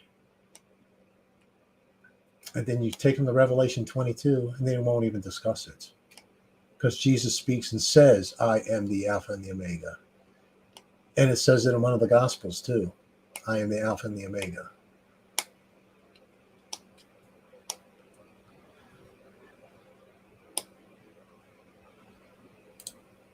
Vintage is on the Bible that he was God, but those who don't believe will argue until they turn blue that he was not God, just a man. Yep. They talk to a Jehovah's Witness. Like I said, Jehovah's Witnesses, they did something interesting. They did more than just consult a Greek scholar. They actually inserted their own definite article in John 1:1, where it says, in the beginning was the Word, and the Word was with God, and the Word was God. They do a nice little definite article. In the beginning was the Word, and the Word was with God, and the Word was a God. And no Greek scholar will you talk to, they're like, no, the definite article A is not there. But they need it to hold on to their doctrine. Because otherwise that ruins their belief system. So what do? You change it. You don't get rid of your belief system. You can't show any we could show evidence of flat earth all day. It ain't going to change their belief system. They know deep in their heart water's going to be flat in the ocean. It's not going to curve. And if they don't know it, they're stupid. I'm sorry. There's nothing in physics or in nature that would support that. Nothing. Nothing whatsoever.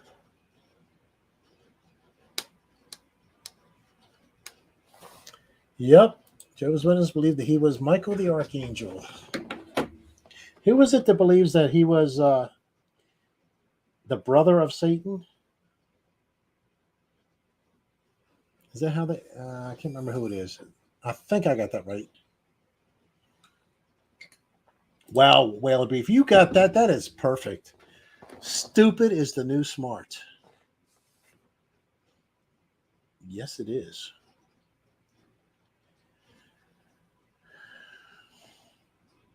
Yeah, Jacob, I agree. Flat Earth isn't a factual problem, it's a spiritual problem. And I would say, and a psychological problem. Oh, the Mormons. Thank you. Didn't know that. And where do you get that? I mean, show me a scripture says, and Jesus is Lucifer's brother.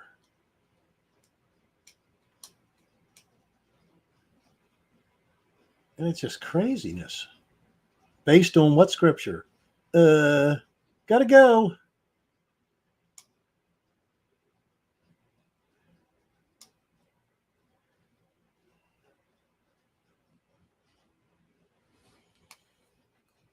What is it? Liberalism is a mental disorder. So is believing in a globe. And I'm not a psychologist, so I'm not gonna. Don't write me anymore, anybody. You're wasting your time typing. There's too many just plain truths out there. Easy stuff. You're believing something that was just purely made up by the church. And most of the people who weren't religious at all, who believe the other side, they're believing the church. It's the church that propagated it. Both churches, I'm talking about Catholics first and the Protestants. At first, the Protestants wanted to keep flat earth, but then they gave in. Joseph Smith said it, so it's true. Oh, yeah, I forget to get an extra book.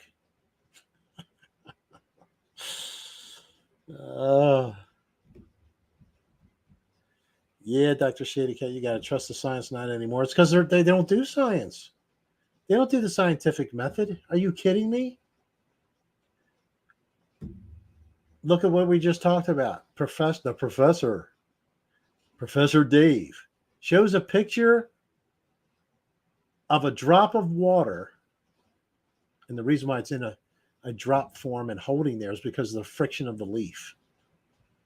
And the weight of the water is so low that it's not being pulled down. But add another drop or two to that, and it's going to just run off and be flat.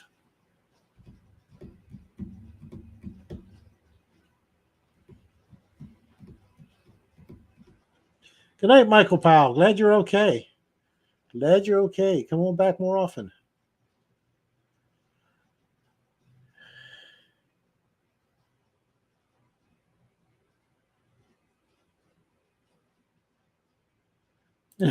Jay Law told the Mormon Church we come back. All he had to do was make us president of the church. Oh.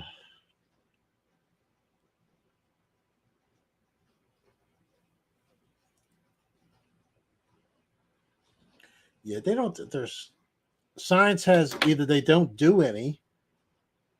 Like I said, the science is showing a picture of a air bubble stuck in a level. First of all, why is water being used for a level? Ever asked the simplest question, Professor Dave? And then say, see, that's how the ocean can be curved because of this. It's like, no, that's an air bubble trapped in a closed system. It's what it is. Sounds good to the other side. That's not science. See? All right. Put an air bubble in the ocean and let me see it get stuck there and bend the ocean. That's science. Because you're equating that and the little drop of water on a leaf to the ocean. And the middle of the ocean, the dead center of the Atlantic or the Pacific, it could never be a calm glass. The ocean's always moving, but it can be so calm and so glassy that the movement is negligible to the human eye. It is actually still moving, but it's sort of like the air. You can have a calm day where you don't feel any breeze at all, but it's still moving. Trust me. It's still moving. It's not up to your perception to notice it. You would never have that in the dead center part of any ocean because that's the highest point. It would have to constantly be running downhill. Constantly. And if it's constantly running downhill, I guess except for the friction of the water, it would have to be going at 9.8 meters per second. So the acceleration would just have to be constantly going faster and faster, wouldn't it? Oh, no, because it's pulling it down. But down is only relative to the exact point of where it is.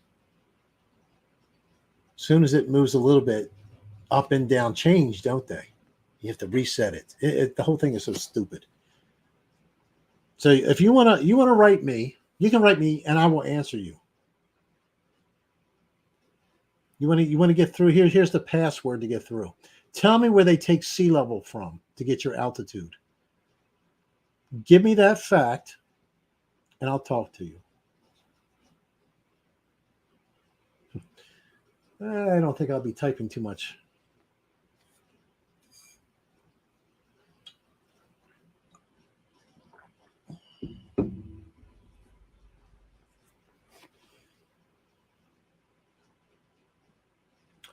All right, guys, I'm going to go 2 hours.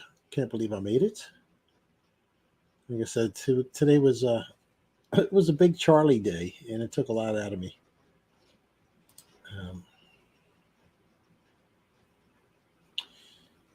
And Wednesday's not a good day, but I'll be here. Let me check.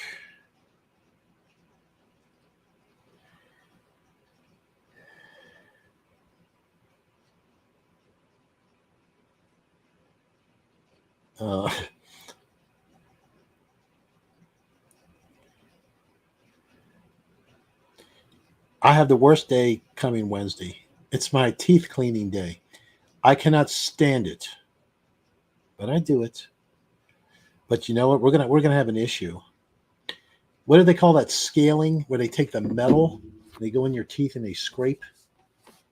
No, I detest metal in my mouth, and I've already had an issue with that once. Not with the dentist I'm going tomorrow. We'll see, or Wednesday. But I went to when they started that. I said, no, stop. I don't want you to do that. I don't like it. I don't care what it leaves behind. Do your ultrasonic cleaning and everything else, but do not scrape my teeth with metal. She started doing it again. I said, stop. I got up and left. And I already told this dentist that, not the dentist, but the assistant, she came in, she said, here's what we're going to do for the cleaning. When you come back, we're going to do this, and this, and the scaling or whatever it's called. I said, no, I don't want that. I don't want that metal in my mouth. Whatever it's called, I don't want it. Well, she'll go gentle. I was like, you don't understand. I don't want it. Oh, it'll be okay. I was like, okay. Well, I may be walking out Wednesday. We'll see. Jacob, we were on the same schedule, just a day different.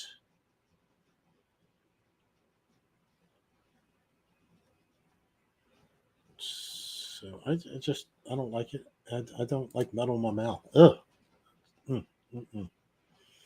It's bad enough when they drill, but they're not going up against your gum and then scraping.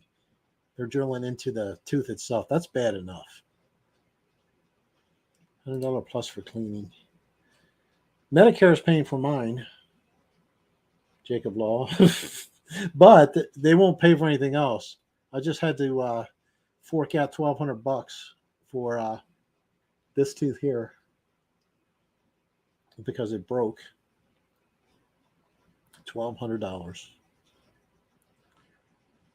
sent me back 8 months. Shady, yeah. Check the link in the description, Dr. Shady Kate. If you weren't here early when we talked about that, Jay Tolan Media did a fantastic job with data that he believes shows with 95% confidence, and that the stars are 4,200 miles up.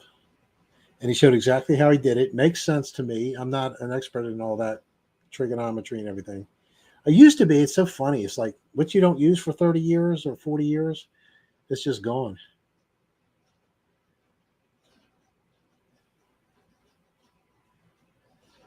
And when you go to the dentist, are you the same way, Jacob Law? I am so tense. I'm like, ugh, the whole time they're working on me. And I have to actually relax. I have to tell myself relax because I'm so tensed up. I think they should give you something to put you out to do dental work. That would be cool. Now, I had something done to me once where you literally don't care. They gave me something. It was like a lollipop. They're like, suck the lollipop, and you'll get through it. Whatever it was they were doing, it was kind of a rough thing that they were doing. And I think they had to pull a tooth and then do something else. It was like, I didn't care. It was cool.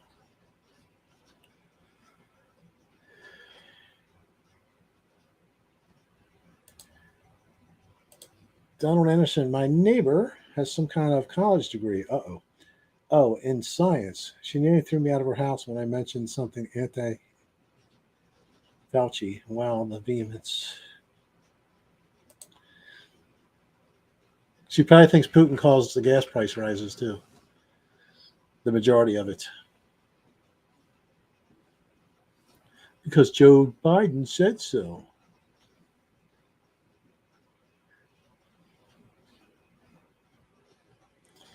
Yeah, they won't do it for cleaning. I got that vintage. I don't think I've ever been knocked out for anything, but I have had stuff where I literally did not care what they were doing. When I was in the Navy, they if you have wisdom teeth and you go in the Navy, you will not have wisdom teeth long. They pull them because they don't want you being in war and then all of a sudden you got problems with your teeth. So 100% of the people that are in the Navy, probably the other forces too, but in the Navy for sure, when they come out, they have no wisdom teeth. And that was one that broke off and they had to chisel it out. And I didn't care. I mean, they had me sauced up. That was, and what was weird about that, just to let you know, if you ever have something like this and you don't know what's happening, they did the full wisdom teeth, but what was happening was at least one of them was bleeding. It didn't stop bleeding. They didn't suture it off enough or something. And I didn't know it was bleeding. It was going down my throat the whole time. I didn't know it. And I noticed about the second day after I had the procedure, I didn't feel hungry. And I went to get lunch, and all I got was like some saltine crackers. That's all I wanted. And I was like, I don't know why I'm not hungry, but I'm just not hungry. Then the day after that, I think it was the third day. It rose the third day. I got this unbelievable headache, and it was so bad. Now we were in the yards then. One of the few times we were in for a long time because they were fixing the ship. We were in Portsmouth, and me and my brother and a friend, we rented a mobile home, in fact, and we were living there. And I came home because you still had to go to work every day, and the friend was there. He was like, "What's wrong with you?" Because my head, it was like I've never had a headache before. I've had migraines, but nothing like this. And I actually fell on the ground and said, "Call an ambulance. I don't know what's wrong with me, but call an ambulance." He was like, "No, you're all right." I'm like, "Please." I was so sick. Then about 5 minutes later, all the blood came up. It was just accumulating in my stomach because your stomach won't empty a lot of blood. It just sits there. So finally, my body rejected it. It came up, and man, the headache was gone immediately. I felt great. It was like, "Oh, okay, I could eat now." But if you ever have dental work and then you start going down those symptoms, that's what's happening. Go back to the dentist and say, "Hey, I'm bleeding." Had your wisdom yanked at 18. I was 19 when mine were yanked because that's when I went in. Was I 19 when I went in? Went in 1980. Yeah, I was 19. Yeah, we both had him. Well, close enough, Peter son. You were knocked out for wisdom teeth removal 2 different times. Did you do 2 at a time, vintage?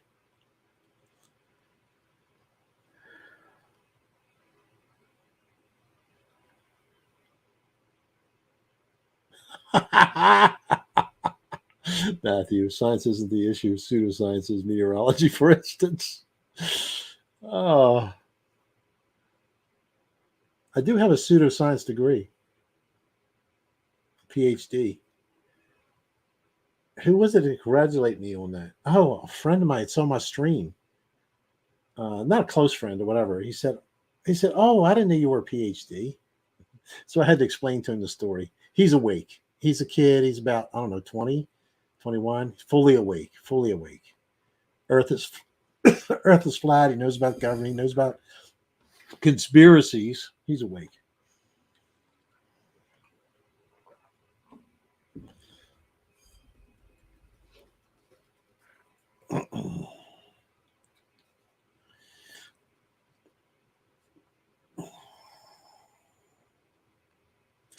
Laughing gas. I'd like to try that once, Donald. Did you actually laugh? Were things funny? I guess they don't want you to laugh, though, do they? You know what I get after all that stuff? Like when they work on something that takes a long time, I get TMJ for a few days. Oh, that's horrible. Because your mouth's open the whole time, you know? You're extra. You got all your teeth. Oh, you are lucky. You are lucky. Yes, I got less wise when my wisdom teeth were removed.